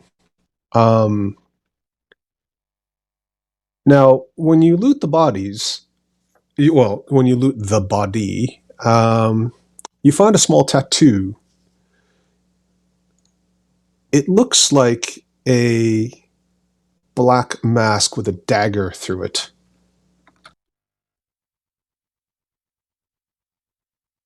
So of a mask with a Did you dagger guys see it? through it. Yeah. Oh, maybe I Oh, didn't yeah. have visible. Did No, you no, guys? it's there. Okay, you can see it. Black mask. It's a tattoo on this fellow, the dead fellow's arm.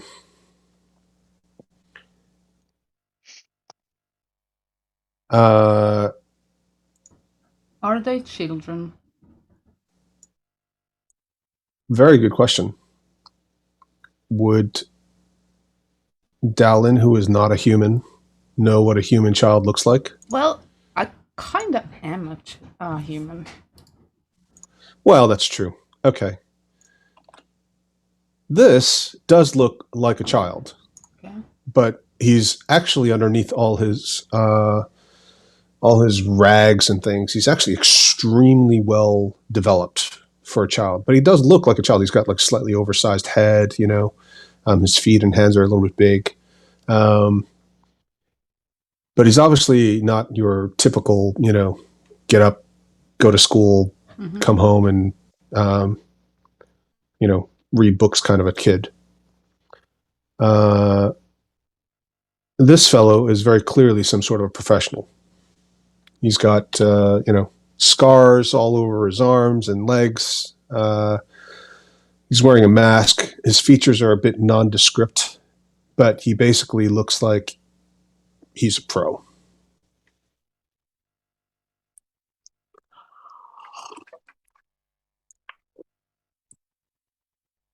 And he's carrying several weapons: longsword, 2 daggers. You've got the short bow. He's got a pouch full of sling stones, as well as a quiver of arrows strapped to his back. No money on him.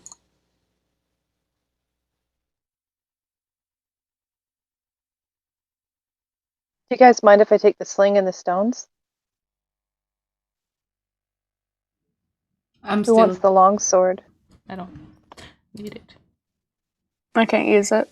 I don't think I can use it. If I can, maybe I'll take it because I actually don't have a melee weapon. Mm-hmm. Take one of the daggers, though. Is that all right with everyone? Mm-hmm. Level 8 and still scrounging common daggers. Yep. You never know when you might need one. What's that mean? Friend looks like he drops common loot. Which I thought was pretty vicious. That is pretty vicious. I will use that. So, Maddie, for your character sheet, if you don't mind, you can click everything that you've got on your person still, like whatever weapons you managed to retain, your spell focus, Right. 50 gold pieces. Anything else, just keep it on your character sheet, but unclick it. And of course, any coins that you had minus 50 gold, you should probably make that a separate inventory item, just so don't change the total at the top. But, just allocate that as an extra item with no weight so that we can keep track of it very easily, if that's all right. I didn't have any coins because all of my coins were taken by the bandits. I thought you had the 50 coins in your pouch, but then you had... Which bandits were we talking about? The ones that didn't stole all of our coins. They ended up taking all of what I had left. Oh, I see. Okay. And I already unclicked everything, so that's all good. Okay, cool. So you're missing your spell book, you're missing all the knickknacks and souvenirs. But you still have the helm. Everything. You're wearing the helm, so that's okay. Yep. I'm still wearing the helm. Oh, I should add that as a thingy. I still have my quarterstaff because I was holding it, and I have my spell focus. Okay. Anything else missing? My dagger's missing, my vial of blood water, my spell book, my scholar's pack. Your dagger would be on your person, I think. There's no point having a dagger in a backpack. It would be on your belt somewhere. Yeah, no, I'll take that. My moldamite, bag of sand, and my volcanic glass shard. Those are all gone. Okay. Also, I believe you were the one carrying the maps. We had maps? You found the maps on the book. Oh, yeah. Yeah, those would be in there too. Whoops. It's like if you don't even remember it. I know. I need to start updating things because I have it in my head and then I forget, so it doesn't Wait till you end get up to be well. our age. I can only imagine. If you think it's hard now to remember stuff. Oh wait, I think Yeah, we put the maps give up on into now. we put the maps into the journal. Well, I had it that you were carrying them. Okay, I'll put them in my inventory. So, yeah, the maps and all the other stuff. So maps and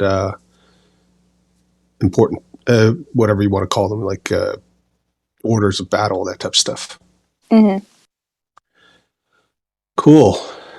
All right. Anything anybody wants to do? I want to tie this guy up after removing all Yeah. of his weapons and his hood and Yeah. his mask, everything. Okay.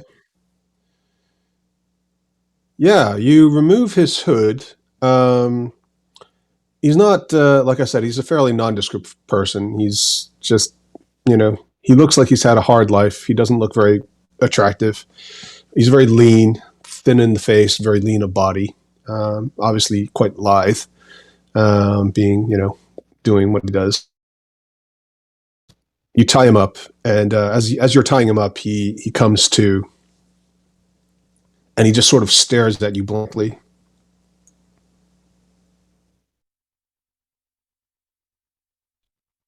So where did your mate run off to?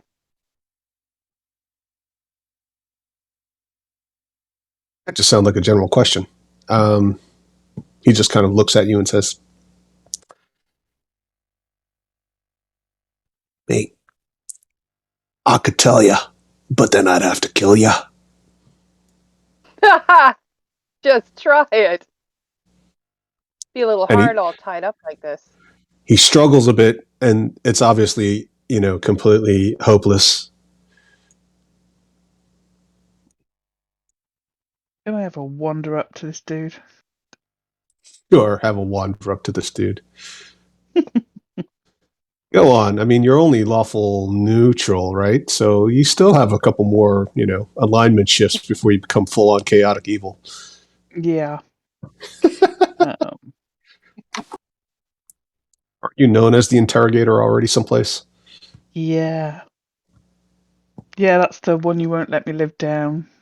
We all have our crosses to bear, Maddie. Mine is the first time I interrogated a supposed innocent, and I will say this as they attacked us. He wasn't innocent, but he was definitely a captive. Yes, and I went to interrogate, and I wanted to use non-lethal inflict wounds, Which doesn't and exist. Mm-hmm. which doesn't exist. But I critted. I critted, Oh no! and he was dust. Oh wow. You must have So I'm such not a deja allowed vu to with Mary. forget that. You did the same thing with Mary. You Yeah, inflicted that's wound right. and you lost 2 or 3 fingers or something. Yeah. Didn't mean to hurt him. Just wanted He'll to never scare play the him. violin again. We healed him afterwards. We did. I'm gonna go up to this guy, and I'm gonna take out said dagger that I've just got off the other body, and I'm going to slowly trail it down his cheek and round by his neck, just very lightly, not cutting the skin, looking him dead in the eye while I'm doing it, Wow. and say, "Yeah, I know, I'm sick and twisted." And I'm gonna say, "We want information. We want it now, or this knife might just slip a little." Wow. Well done. Okay, well, you're already proficient in intimidation thanks to your new, incredibly sexy yet deadly looking boots. So go ahead and roll with advantage. Okay.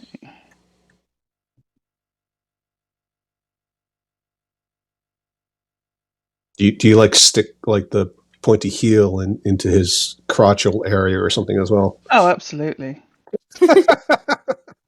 24. He goes, and then, don't hurt me nuts. I'll tell you what you want to know. Spill it then. Your friend over there with the one who's winning the battle against facial alopecia, indicating the dwarf. Apparently, has some information that somebody wanted very badly, and we were paid to retrieve it. Don't you recognize a setup when you see one? And who might this person be?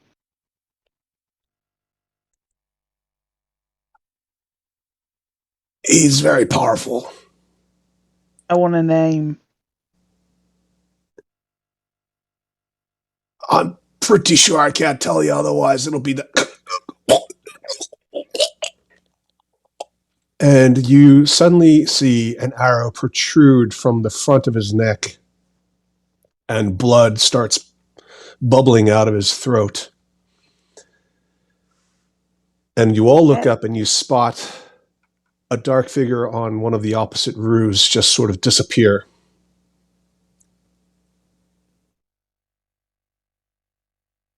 Damn. Wow, they're not above killing their own. Yeah. Oh wait, I'm not included in this. I'm over here. I'm with Cud. You're all together now. Oh, cool. Hmm. Yeah, man. It's terrible. So Satina has some information that someone wanted very badly. You know what it was? It was probably those things that we found on the boat, the like charts and stuff. Could be Vidar wanting his stuff back, Could be. or could be somebody who wants that information. Unless they just really like common spells. So they stole my spells. Yeah, I can't see them going to the trouble of that kind of setup for that. I mean, Somehow. hey, there's always a bright side, right? Fireball is very valuable. Fair. I mean, you can roll insight. Okay. What am I rolling for? You're trying to discern whether or not your spell book would be more valuable than what you might have picked up. Oh, it's 6? You're pretty sure it's the flower that you found when you first left Silvery Moon, sitting by the side of the road. A common dandelion, but it's so beautiful yellow that you think that it might have been the exceptional dandelion in the history of all dandelions. Can I not roll insight? I've got a +8. You don't like my +4? I'd only got 11 anyway. We're on a roll. I mean, Cora thinks that there is, you've seen spell books before, and people do. There's definitely some value in spells. I mean, these are some of the spells that Satina had are definitely valuable and difficult. And Cora's been in a situation where she's had to pay people for the use of spell casting, right? In Neverwinter, for example, right? Cora was part of a group that, they did sending and similar sort of third level spell type things, right? Yep. So she knows how valuable it can be. But at the same time, Cora has never seen the kind of books and information and maps that you guys found. Now, that's partly because you haven't had a load of nautical adventures, but easily, your initial sense was that those were sensitive bits of material. Now, whether or not it's the Zentrum trying to get back what was lost, or somebody trying to get an advantage over them, or just somebody who's interested in it because it's valuable to somebody else, isn't entirely clear at this stage.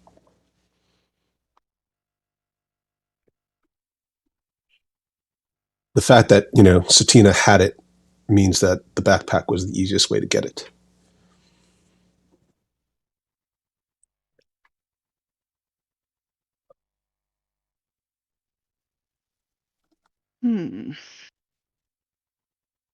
So we have no way of finding out where those dudes went. Would this be classified as lore? Just throwing it out there. About these people and stuff. Because like they have like a logo, and so like they must have like a history. Mm-hmm. Yep. So I could use my thingy, my researcher, Thingy. my Love that, researcher bonus. Uh-huh. If I attempt to learn or recall a piece of lore that I don't know the information, I often know where and from whom I can obtain it. Yes. Oh, I like that. It's the Well first time I done. got to use it, and I'm so excited. Really digging into the background skills. And Yvonne, that's why we keep track of every tidbit, right? Yep. That is great. Well done. Yes, go ahead. Roll a, I guess it's history. Okie dokie, I can do that. Oh, come on, plus 6, don't let me down. 23! Oh, nice! Well done. Yeah.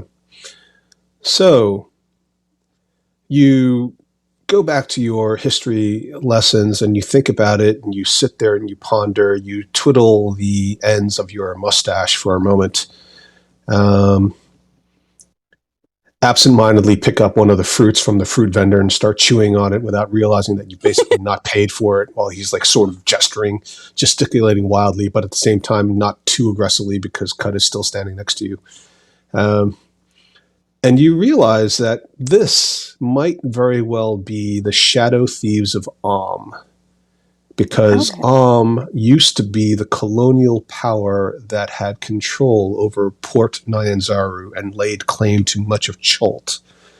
But Cholt was able to essentially win their freedom in the last decade or so. And that's when they became sort of self-governing by these merchant princes who control most of the city and some of the outlying areas. But that doesn't mean, of course, the individual groups such as the Shadow Thieves of Home wouldn't have some continuing influence. And you're also aware, because Silvery Moon is a very well-educated place, and it also is involved in, both direct and indirect forms of offensive and mostly defensive efforts to protect itself. But it uses intelligence. That the Shadow Thieves are not just a thieves guild like you might expect in other cities like Waterdeep or Neverwinter.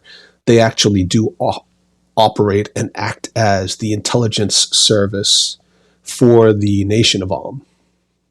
Okay, so they're not just a thieves guild, they're also the intelligence agency? Yeah. Okay. So they'll do. You're not an expert on thieves, but you know a lot about this because is a nation, and it's quite an active nation in terms of constantly being an aggressor in the area. Sometimes it loses, sometimes it wins. They're primarily focused on commerce, but they're not against But when it comes to commerce, they're pretty ruthless about how they do it. They're not quite as bad as the Gentrum. But they will definitely go out there and colonize people or utilize intelligence for their benefit. Mm-hmm. And the Shadow Thieves are famous. Okay. Cora has come across the Shadow Thieves. Yeah, I'm trying to. I don't remember don't remember the shadowy cloaks. I don't know why. Well, it was a long, long time ago. I'm in the process of putting all my old notes onto the computer so that I can search better. There's rather a lot of them. Yeah, well, as I told you, I've got about 400 pages myself. Yeah, I'm not surprised.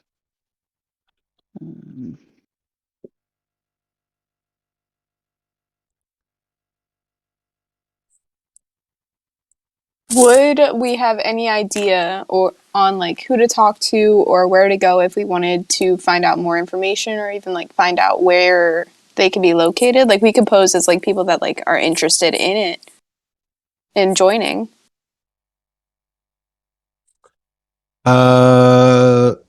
You wouldn't know how to join the Shadow Thieves. Somebody that Cora used to adventure with was supposedly part of the Shadow Thieves network. But It might be worth. Oh, sorry. Okay, go ahead. It might be worth talking to Jessamine because, I mean, if the Shadow Thieves of Alm are here, I'm pretty sure the merchant princes wouldn't want that. I'm sure they're aware they're operating everywhere, but just you wouldn't want that balance of power to flip back to Alm. Mm-hmm.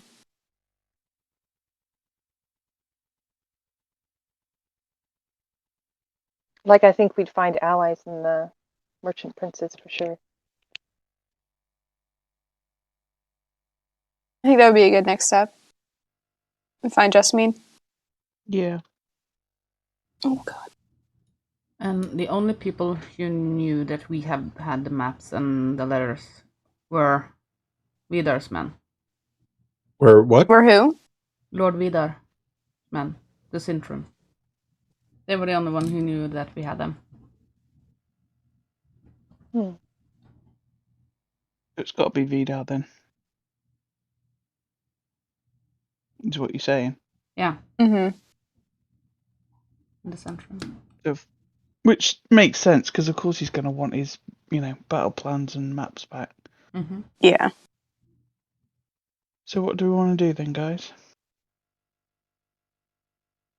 I want to buy an apple at the market. You want to buy an apple at the market? Yep. There's some apples there, aren't there? Looks like it. Yeah. Yep. There are some apples, but there are also very exotic fruits. Things with spines on them. Things that have various colors and shapes and sizes. There's even something that's a bit square or cubic looking. Just what an apple. Apples, but apples are very expensive here. I don't care. I want one apple. He looks at Cud, and then he looks at you, and he says, 5 copper? Sure, here you go. Give him 5 copper. 7 copper. Nope. 5 it is. And I give the apple to Hrimfaxi. Hrimfaxi looks at it, sniffs, and chews it. And he likes it. It is an apple. All horses like apples. And then he sends you a telepathic message. Apple is nice. Souls are better. I'm for Shadow of Souls. Sorry. And he trots over to this now dead shadow thief and starts nibbling on his face. Good boy. Zatina's gonna look mildly horrified. No. He deserves it. Like, look at him. Your horse is eating a person's face. No. It's just the soul. Oh, okay. Perfect sense. Oh, I spelled Om wrong. So, should we try to get I did. into the city and talk to Jessamine? Yeah. Yeah, Where do we start? This is going to be an interesting attempt to get into the city the way you guys look. Maybe we should go back to Sassnus Bar and clean up a bit. Yeah. That'd be a good idea. Try and get some rest before we... Mm-hmm. Yeah, probably for the best. I think we all need to heal a little bit and go and have something to eat and... Ooh, do you think she's cooked up something yet? I hope so. Knowing Cessna, quite possibly. I'm excited. Can't tell you the last time I had a good meal. Oh. That's definitely the bonus of working there. Weren't you the Thanks, one George. complaining about Susta serving farts? Well, it's all that she didn't have any dragons, so she was using a lot of other stuff. It just sometimes she tried to pass it off as dragon. I don't know what she was thinking, but the bacon didn't sell it.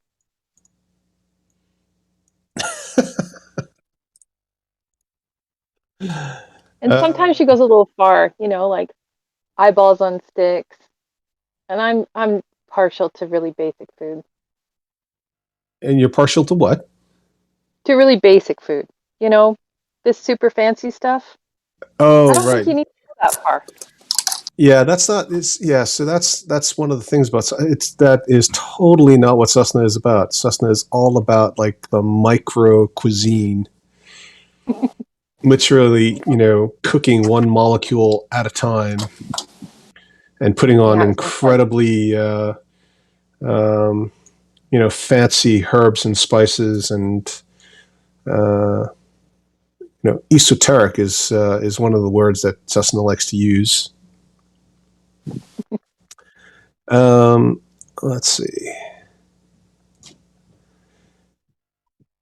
Yeah, so you guys get back to Cessna's, and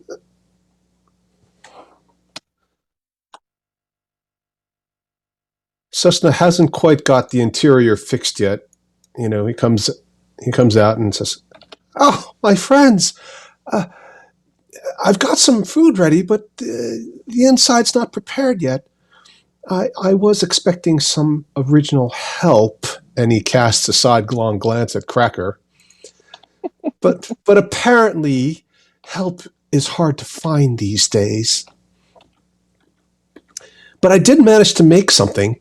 Do you know that? Do you know that little fellow across the road there, the guy with the shoe store? Yeah. Well, I've gotten into this.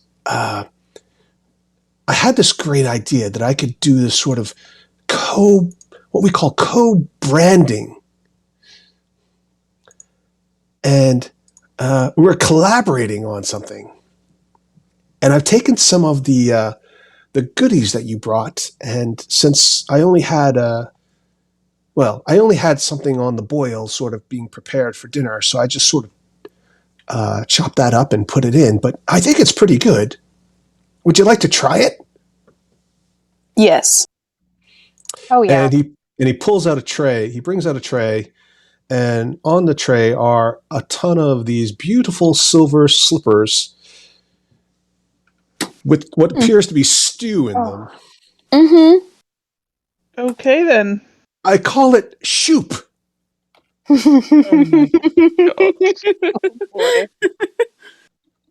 That's really good. I like that joke. What? What do you What? mean joke?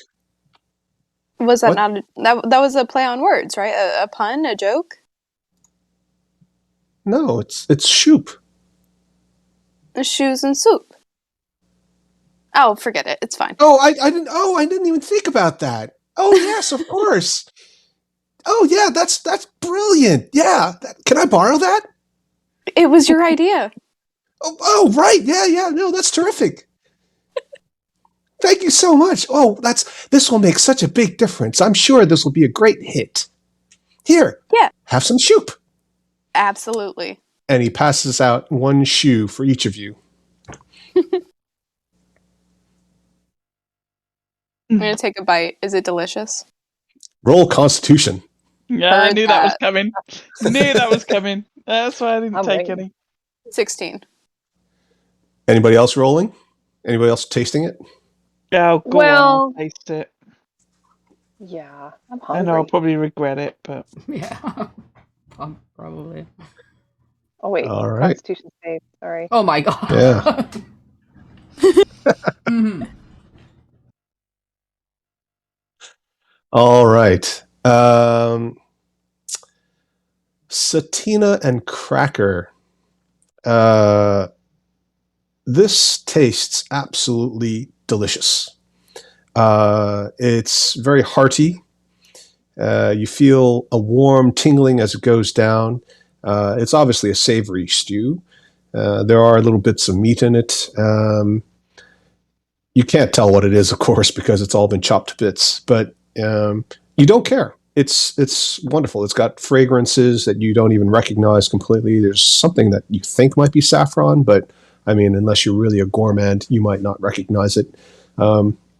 Even Cracker, who isn't used to eating things that are super fancy or super complex, enjoys it. Cora, and you both, the two of you think that as you take a long rest tonight, you're going to end up feeling a lot better in the morning than you currently do.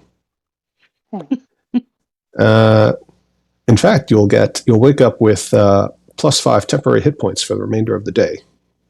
Wow. Ooh. Cora just gets a good meal. Dallin, as she's eating, discovers what appear to be several cooked warts. Oh my god. Okay.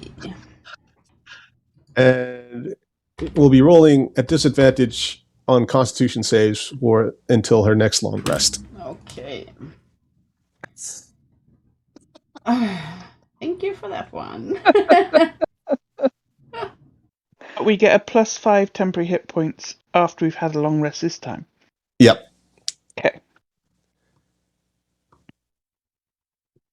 All of us except Dallin, or No, the two of you, because you got the best part of the enjoyed soup. it. You really Yeah. you really managed to absorb all the nutrients. Dallin, They had used shoes. Dallin basically got the dregs of the soup, the shoot, Oof. and so she was left with the corns, and I don't mean off a cob, Oh, right, the warts, the bits of dried skin that come flaking off, the stuff that floats at the top of your bath. Ew. There might even be a toenail for that extra fiber. Question. oh boy. These 5 temporary hit points, They will stack with aid. they stack with aid, but they don't behave like aid. So once you've lost them, you've lost them. Yeah, Whereas, they're temporary hit points. Yeah, temporary. Yeah. Cool. So you get them once, basically. Yeah.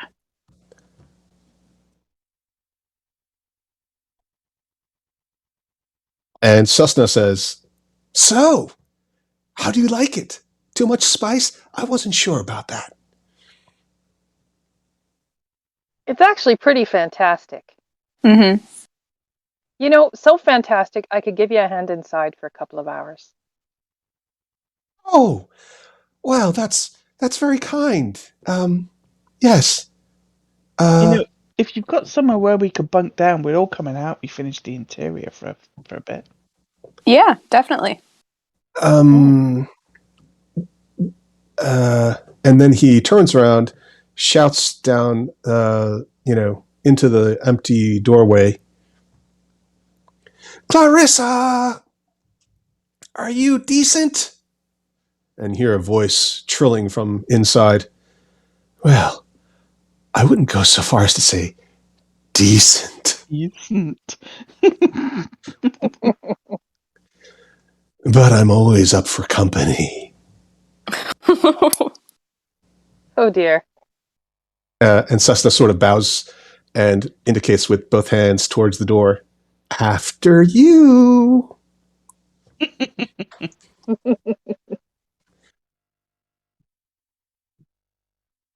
So do we help him get his interior finished?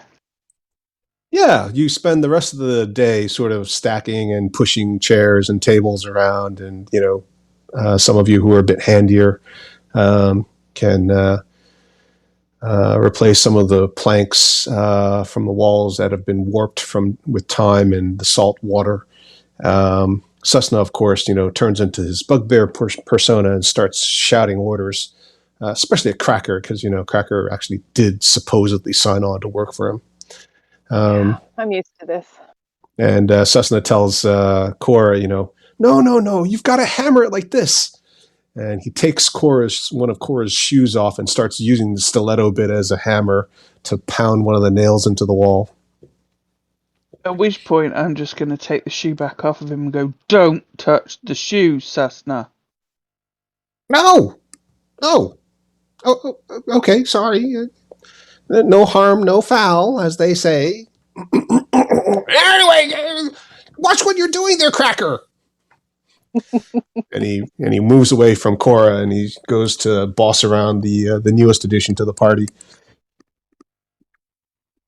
I'll put my boot back on. And in the background, you hear Clarissa sort of practicing singing. Me, me, me, me, me, me, me. She has an extremely annoying voice compared to how she normally sounds when she's being incredibly sultry. Me, me, me, me, me, me, me.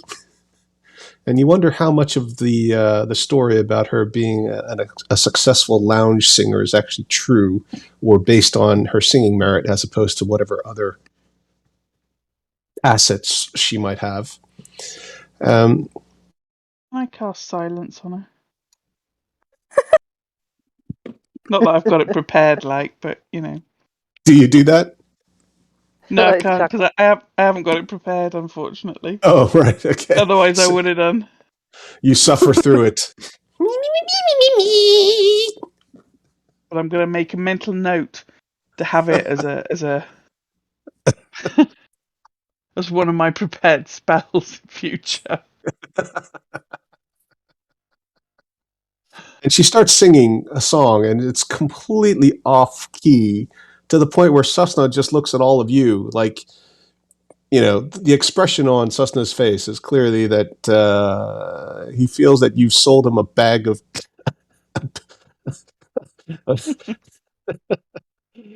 Anyway, so Susna does also come out of the kitchen with the first batch of what he calls his black liver chips. And Yes. hands each of you a bag and also tells you that you can have one for your missing friend, assuming your missing friend is not against a little bit of cannibalism for the sake of improvement, self-improvement. I'm just going to grab the crisps and start munching noisily on them. Oh, really? Okay. She goes, I thought you might want to save them for later. You immediately heal 8 points of damage if you still had damage. And you feel incredibly resistant to anything acid related. How long is that likely to last? An hour. Okay. Do the rest of you also eat your chips? No. No, save I'm going them. to save mine. I'm going to tuck mine into my waistband because I don't have a backpack.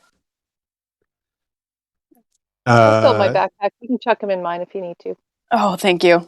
I was worried I was going to crush them. You don't want to do that. Licking powder wouldn't be as good. Yeah. And they're very flavorful. They're extremely spicy. This is probably the spiciest dish you've ever had from Cessna's. It's super hot, super flavorful, very, very salty as well. But it's nice. You kind of like it. Other than, of course, walking around with your mouth open for a couple of minutes after you've eaten them. Cessna's place is not completely finished yet, but he says in the morning that everything looks like it's going to be all right. And he's pretty confident that it'll be done by the time you guys come back, within the next sort of day or two.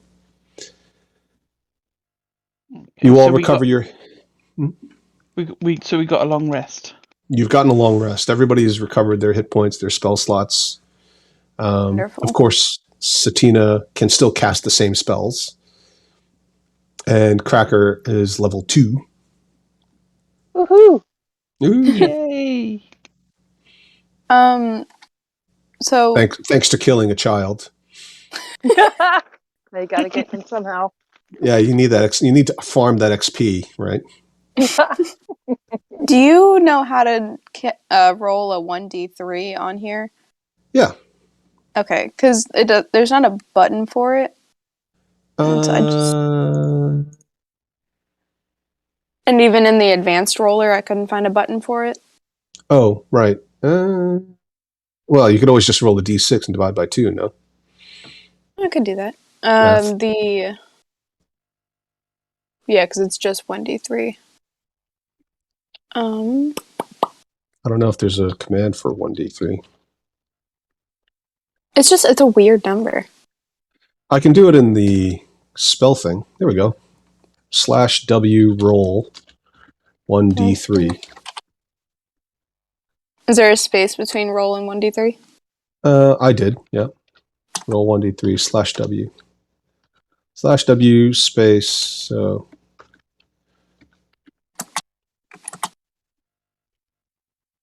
I did it in quotes, so if you just copy that without the quotes. What are you rolling for? I just did that in the Helm of the Gods. Oh, right. It says, unable to find a player or character with the name Roll. No. /W roll. Oh. Not the W, just /roll, I think. Oh, /roll. Sorry. Yeah. My Aha! That's how I did it the first time. Yep. Thank you, Henrietta. Thank you. Very helpful. All right. Pretty much, if you think it's going to be something, it probably will be something with the / in front. Okay. Let's see. And I'm gonna mock DM. Nope, that doesn't work. I'm gonna keep the prayer to Phoenix for the charm person spell. All right.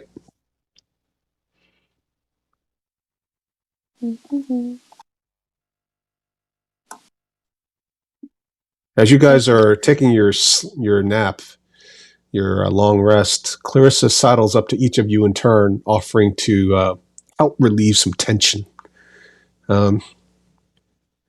She's heard about this concept of bloodletting to release all the evil humors. Anybody take her up on it? No. Nope. She looks terribly disappointed and goes back to her singing practice. But she sings a lot louder as a result of being a little bit peeved. Sort of a passive-aggressive practice. Could I use a mage hand over her mouth?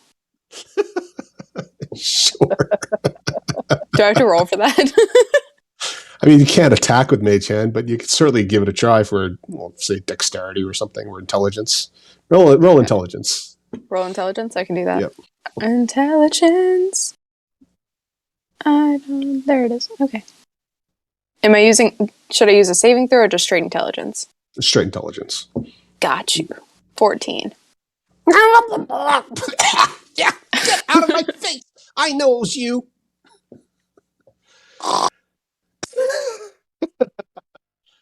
Just you wait till you're asleep. Do we need to set a watch?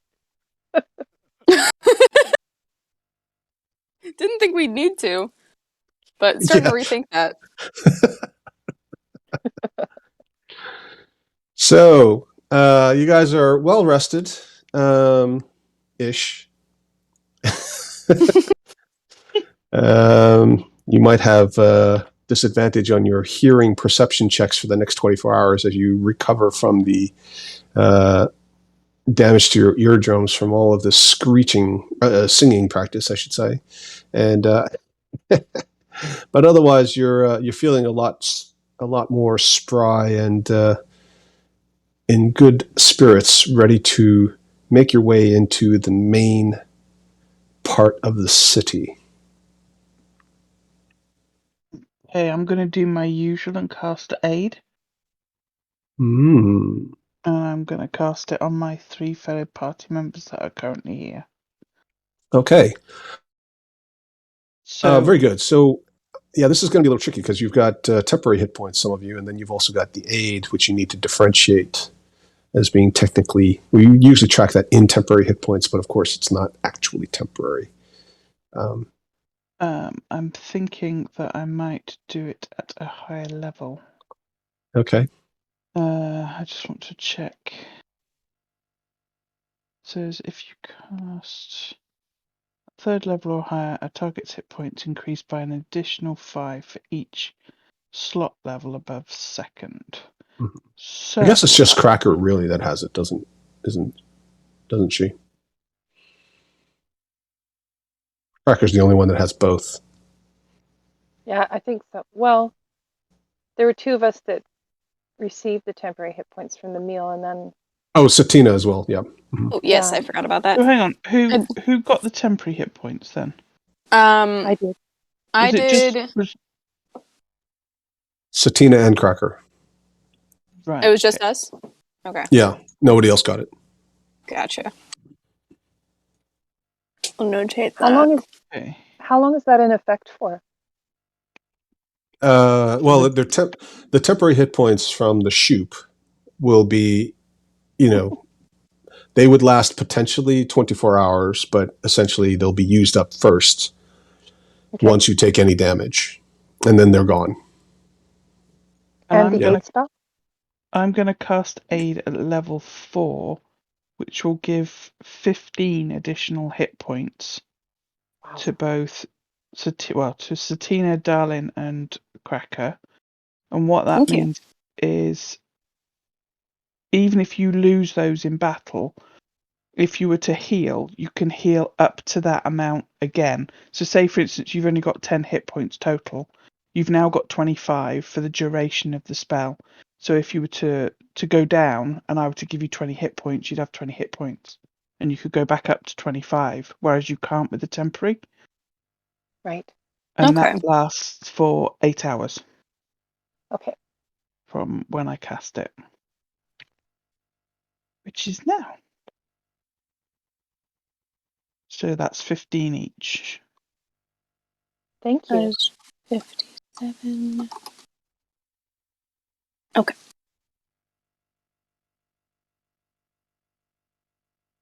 Coo.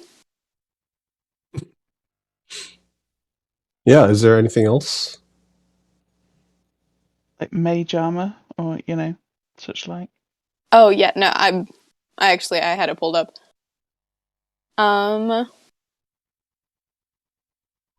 Does anybody else need mage armor besides me? Because I know that I am squishy.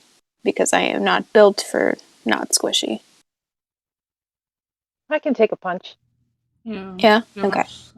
not much, but you're squishier than me. I mean, I can cast it more than once. I'm okay. I have 14. So, Okay. Yeah. Okay, cool. Just want to make sure. Also, it wouldn't mage armor wouldn't stack with the barbarian's unarmored defense, Right. or any other armor for that matter. Right. It's just its own. Yeah. Coo. That's that. That's set up.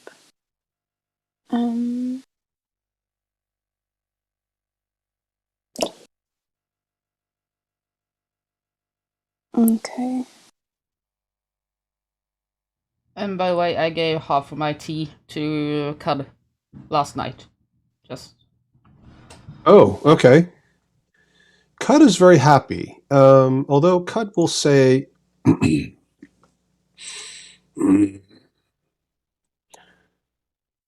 I wonder if I shouldn't find a way to bring this miracle of tea to my people. Perhaps they will be enlightened like I have been. Yeah, we can get him like a pack of like different teas and stuff and show him how to make it and maybe throw some moldamite in there. we don't have the mold mite. They stole Well, I it. mean, when we get it back. Yeah, but I think he's talking about living now and going home Oh. now. Yeah. Oh. When we find more tea, I will go.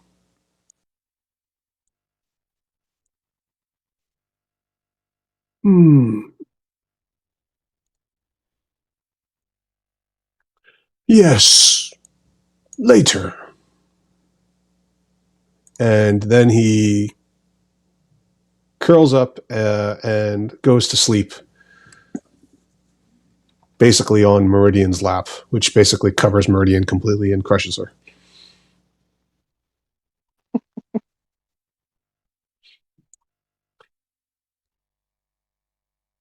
Anybody else? Actually, can I?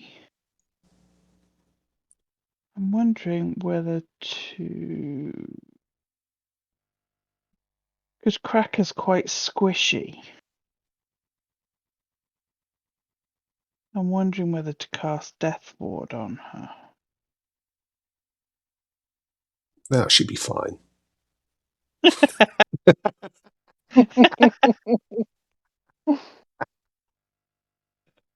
I'm just kidding. Feel free to cast Death Ward Well, on her. I'm trying to think whether it's better to give the 15 to Meridian and cast Death Ward on Cracker, or whether she'd be better off with the 15. Uh-huh. Yeah.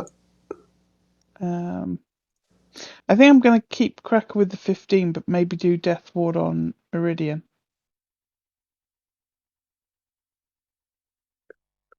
Okay. So that, because that gives 3 members of my party extra hit points, and then 1 if she goes down. Although, actually, no. No, I'll tell you what I'll do. The aid goes to Satina, Cracker, and Meridian, and I'll do Death Ward on Darling, because that way, if she's hit, she's our other healer. Uh-huh. And rather than have her go down and have to be brought back up, it would drop her to 1 hit point, which would mean she could still heal herself or others. Mm. So let me just post it in the chat. Yeah, And it good lasts for tactical as long thought. as I can't speak. It lasts as long as aid. Mm-hmm. So that way I'm giving a measure of protection to each party member.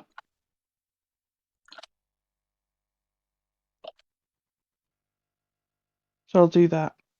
So we've Okay. just got to remember to tell Meridian she's got an extra 15 hit points. We could put it in the chat, that way she sees it. I'm going to put it in my notes as well.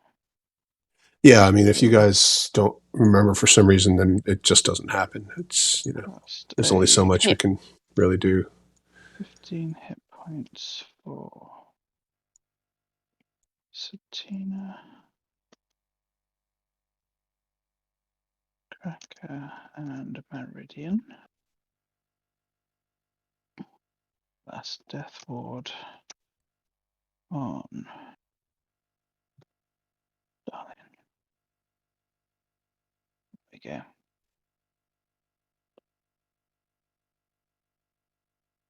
So that's me done. Okay, cool.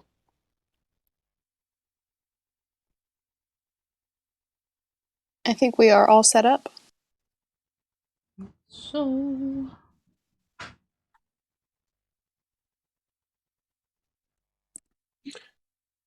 Very good. Let me just.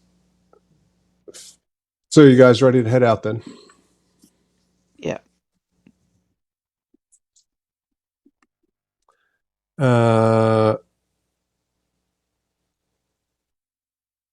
You guys head toward the giant walls for the city.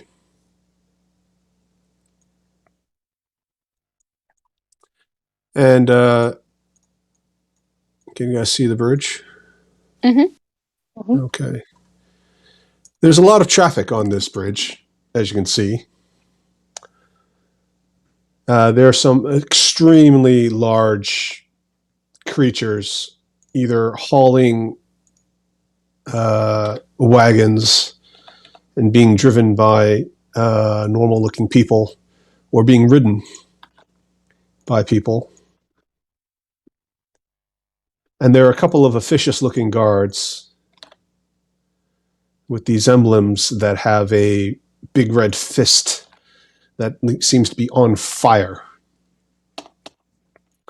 and a rather bored-looking person who has a similar emblem on his shield, sort of giving a hard time to one person who has a normal horse drawing a cart. And he seems to be desperately gesticulating to try to get inside. But they seem to be barring his... Are we close enough to hear what they're saying? Yeah, you can hear him. But I'm telling you, I've got this audience to sell these magical items. It's Kenny Afa, and That's to be Tonka. honest, I think Wakanka Otam. Who's that? Who said that? Tonka the Tinker, it's Cora. Wait, Cora. the Tonker? The Cora? Tonka. How are you? Satina, Cora. Oh, so glad to see a friendly face. Yes. It's so good to see. And then he gestures to the guards. They'll vouch for me. I am very great at making magical swords. I can create magical swords for all of you. And he reaches into the back of his cart and he brings out a broken rake and a broom that is missing part of the handle and only has 6 straws attached to it. And one pail that clearly has a hole on the side. See, these are incredibly useful. Armed with these, and no foe shall be able to withstand your power. Tell Should we them. vouch for him? He's a very powerful person. But he's a bit loopy. Weren't we supposed to give Rinrak back? Isn't that something we were supposed to do? And at this, throbbing in Cora's backpack suddenly picks up. Either Winrack is awake or Cora has got a text message. I'm going to open my backpack and take Winrack out. Oh, hey! Did I hear Tonker? You certainly did. Oh, hey, Tonker! Who said that? Oh, I recognize that bone. Is that my friend Winrack? And they rush towards each other. Winrack flies towards Tonker, and Tonker hugs Win. Spin around in a circle, and all of you suddenly hear violins going. Tonker says, "Oh, sorry, my minor illusion just sort of went off by accident. Always does that in emotional moments." The guards stand there, completely surprised and confused as to what the hell's going on. Hey, how are you doing? Oh, it's been such a journey. My goodness. Oh, ever since you all left Neverwinter, the place hasn't been the same. Why? In what way? You haven't heard? No, go on. He tilts his head. Are you sure you haven't heard? Well, yeah. Well, you know how you fought off all the orcs? Yeah. But you didn't actually stay to finish the job. So don't tell me there are orcs all over Neverwinter. No. Why would you think that? That makes no sense. And he just scratches his beard like, he obviously thinks he makes a lot of sense. The Zentrum took over. Ah. I remember a time when Neverwinter was a free city. But now Lord Neverember is only surrounded by Lord Vidar and all of his gang, and he does whatever Vidar tells him to do. The people demanded it, and there was no choice. I can't even sell my magical swords there. They kicked me out. Can you believe that? Knowing the Zentrim, yeah, I can. So I came south like everybody else, looking for a new place to hawk my wares. I heard the merchant princes of Chult were in need of some new merchants, and especially people who could provide some high-quality magical weapons. And he looks at Cracker. You wouldn't be a martial class, would you, by any chance? No, Really? maybe And a martial class. he very inappropriately walks up to you and pokes one of your biceps while he peers very All right, closely. all right. I would be. I just don't know who you are. Well, I'm famous. I'm Tonker. Tell them. And he looks at Satina and Cora. Is he Yeah. okay? He is. He's getting by. And he rummages around in his cart and pulls out a very rusted shovel, and he hands it to Cracker. There. With this, you can slay any undead. Wow. Yes. Well, thank you. Well, it's not free. I mean, I've got to make a living. Oh. Well, I haven't got much to offer yet. I've only just started with this crew here. I mean, before that, I was just being paid in food. I've got a few gold I could offer. Oh, how much? 5? Deal. And he shakes your hand, and he Right hands on. you the shovel. Well, you never know when this might come in handy. You haven't got And any shields, do you? what would you need a shield for? Aren't you a barbarian? They don't use I am, but shields. sometimes You're they do. you're all about the rage. And then he does an imitation of a barbarian, as only a wizard can. And he pounds his chest and goes, I'm raging! I'm raging! And he pounds his chest over and over again. Isn't that what you do? That's what I've seen other barbarians do. Yeah, that's pretty good. That's pretty good. Oh, that's what my old friend Oyvind used to do before he disappeared. Oyvind, who's that? So Oyvind was his friend who Tonka made a magical sword for, a magical dragon slaying sword. Only he was slain rather than slaying the dragon. And we were carrying Oyvind's corpse and the sword and the ghost of Oyvind's mother, Brigit, of which our companion Merivale, who we came across, who is also a friend of Tonka the Tinker's, then said he'd take Oyvind and the sword and bring it back to where we were going to take Oyvind for his final resting place. In fact, we ought to tell Tonka that. I'm going to relay that to Tonka. You found Merivale alive?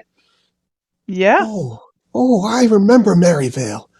He always had a good joke and a song and a skinful of wine. Oh, I could use some wine. Oh, is that how you came across Winrack? Kind of. It was in that temple, but Winrack he was buried in some rubble. I found him inside of a room that had been turned to rubble. Buried there? Mm-hmm. By himself? Where? No, there was something else in there. It was a big bug thing. Nearly killed me. What happened to Father Amator? He didn't make it. Yeah. Oh no. Oh. And he sits down and just sort of slumps against the cart wheel as some of these other very large dinosaurs make their way past all of you. The woman riding this lizard shouts at you, "You're blocking the bridge, you numbskulls!" Hey, we're having a serious moment here, ma'am. And the lizard sort of like just, honks rather rudely at you. I'm gonna awkwardly pat Tonker on the shoulder in like it's okay, bud. I'm going to pass Tonker my flask of mead. He sniffs it, and he sticks one end of the flask into his nostril, and begins to squeeze while he pushes liquid through one nostril, out the other, and then he blows his nose and goes, "Oh, that's much better. Thank you so much." And he hands it back to you. Oh, gosh. I clean it rather quickly on my outfit here. Oh, my allergies. I really needed that. You guys could a have drank trip. it. Drink it? Why would I drink it? Well, each to their own. I'm so lonely. Oh, I don't suppose you'd let me have Winrack again as a companion until I can get myself in. It would help to sell them all of these other magical items if Winrack could demonstrate how powerful he is to everyone. Well, I think that might be up to Winrack. Winrack looks... He looks at all of you and goes, "Hey, look, no offense, but ever since I joined you, I've barely gotten to bash anything." That's fair. Yeah, that's fair. It's either that or I've got to join that band that vampire lady was setting up. I think she probably needs a drummer. I think she needs a lot more than that. Yeah. Boom, and he literally bounces off of a piece of metal and then another piece of metal to make that sound. Hey, you're already pretty good at it. You know it.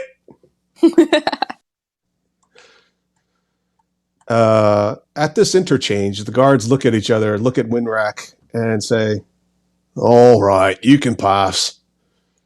Although one of them just sticks out a hand and says, "Sister." And with a shifty look, looks at Dallin.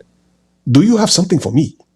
And he turns his back on you, but he sticks out one hand underneath his hip, sort of facing you while he's looking in an obviously different direction, very clearly looking for something. Okay. Is he looking for a bribe or what?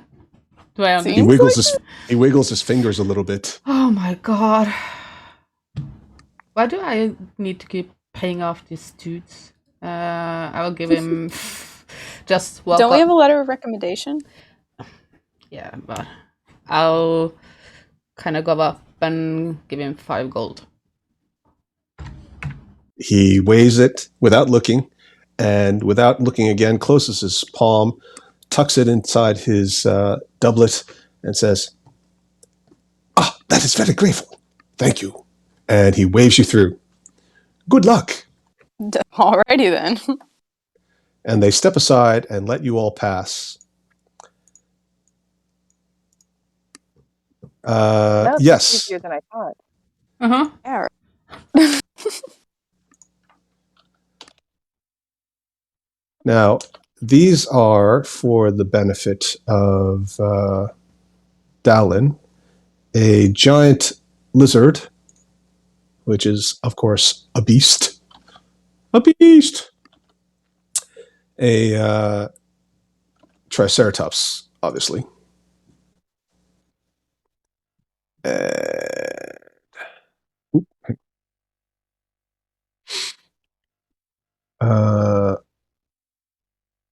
Where'd it go? An ankylosaurus, which you've already seen. Oh, no, that's not an ankylosaurus. That's a diplodocus.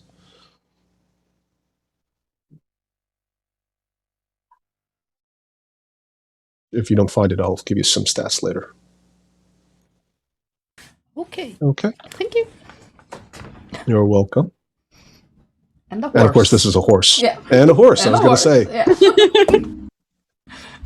I'll take everything I can get. Tonker looks at Dallin as she's taking notes. Mm-hmm. Horse. Hoofs. He says.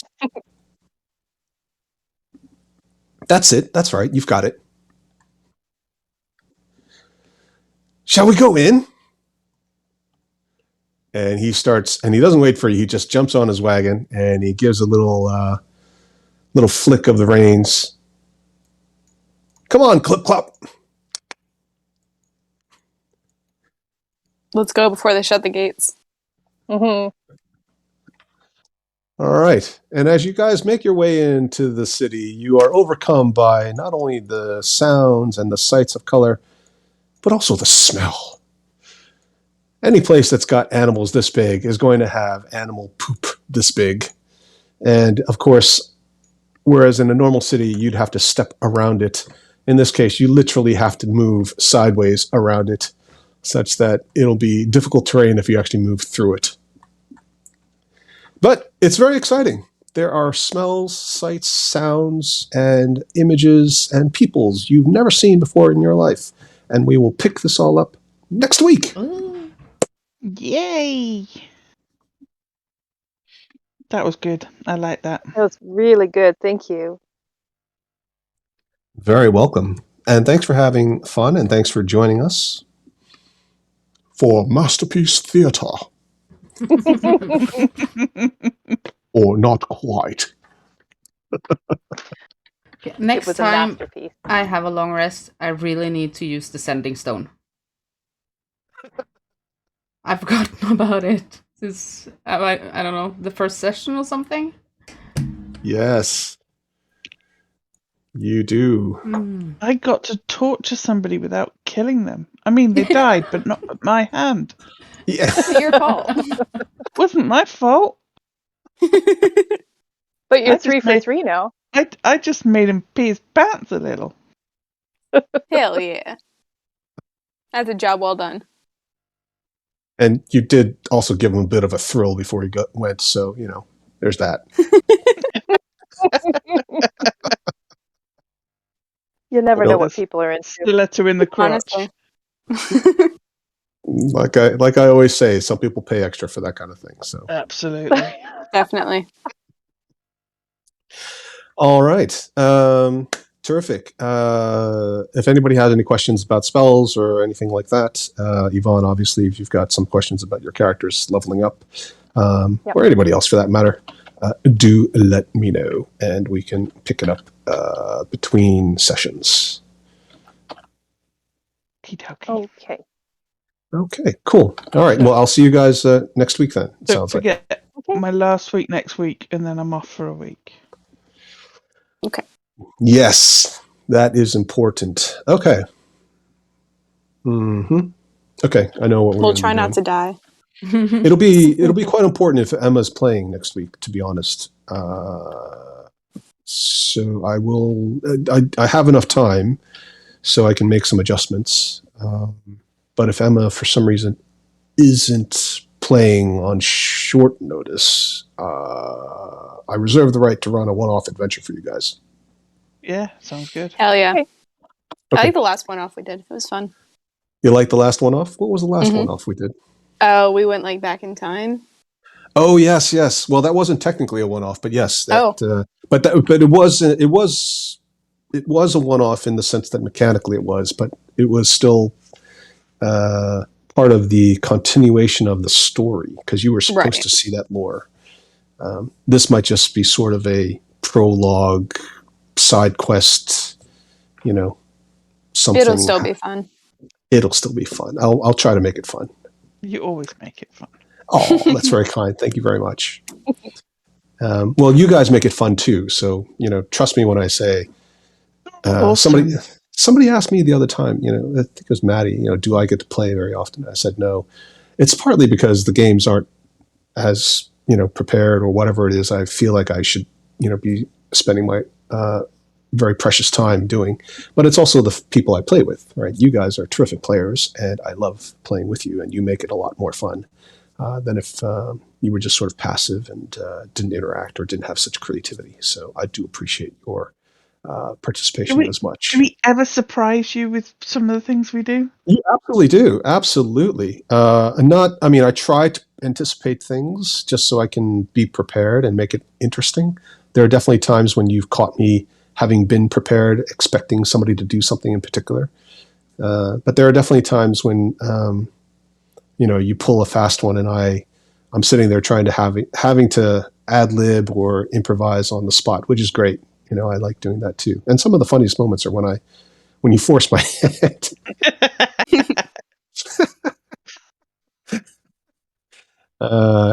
You killing somebody, that was definitely not expected in interrogation.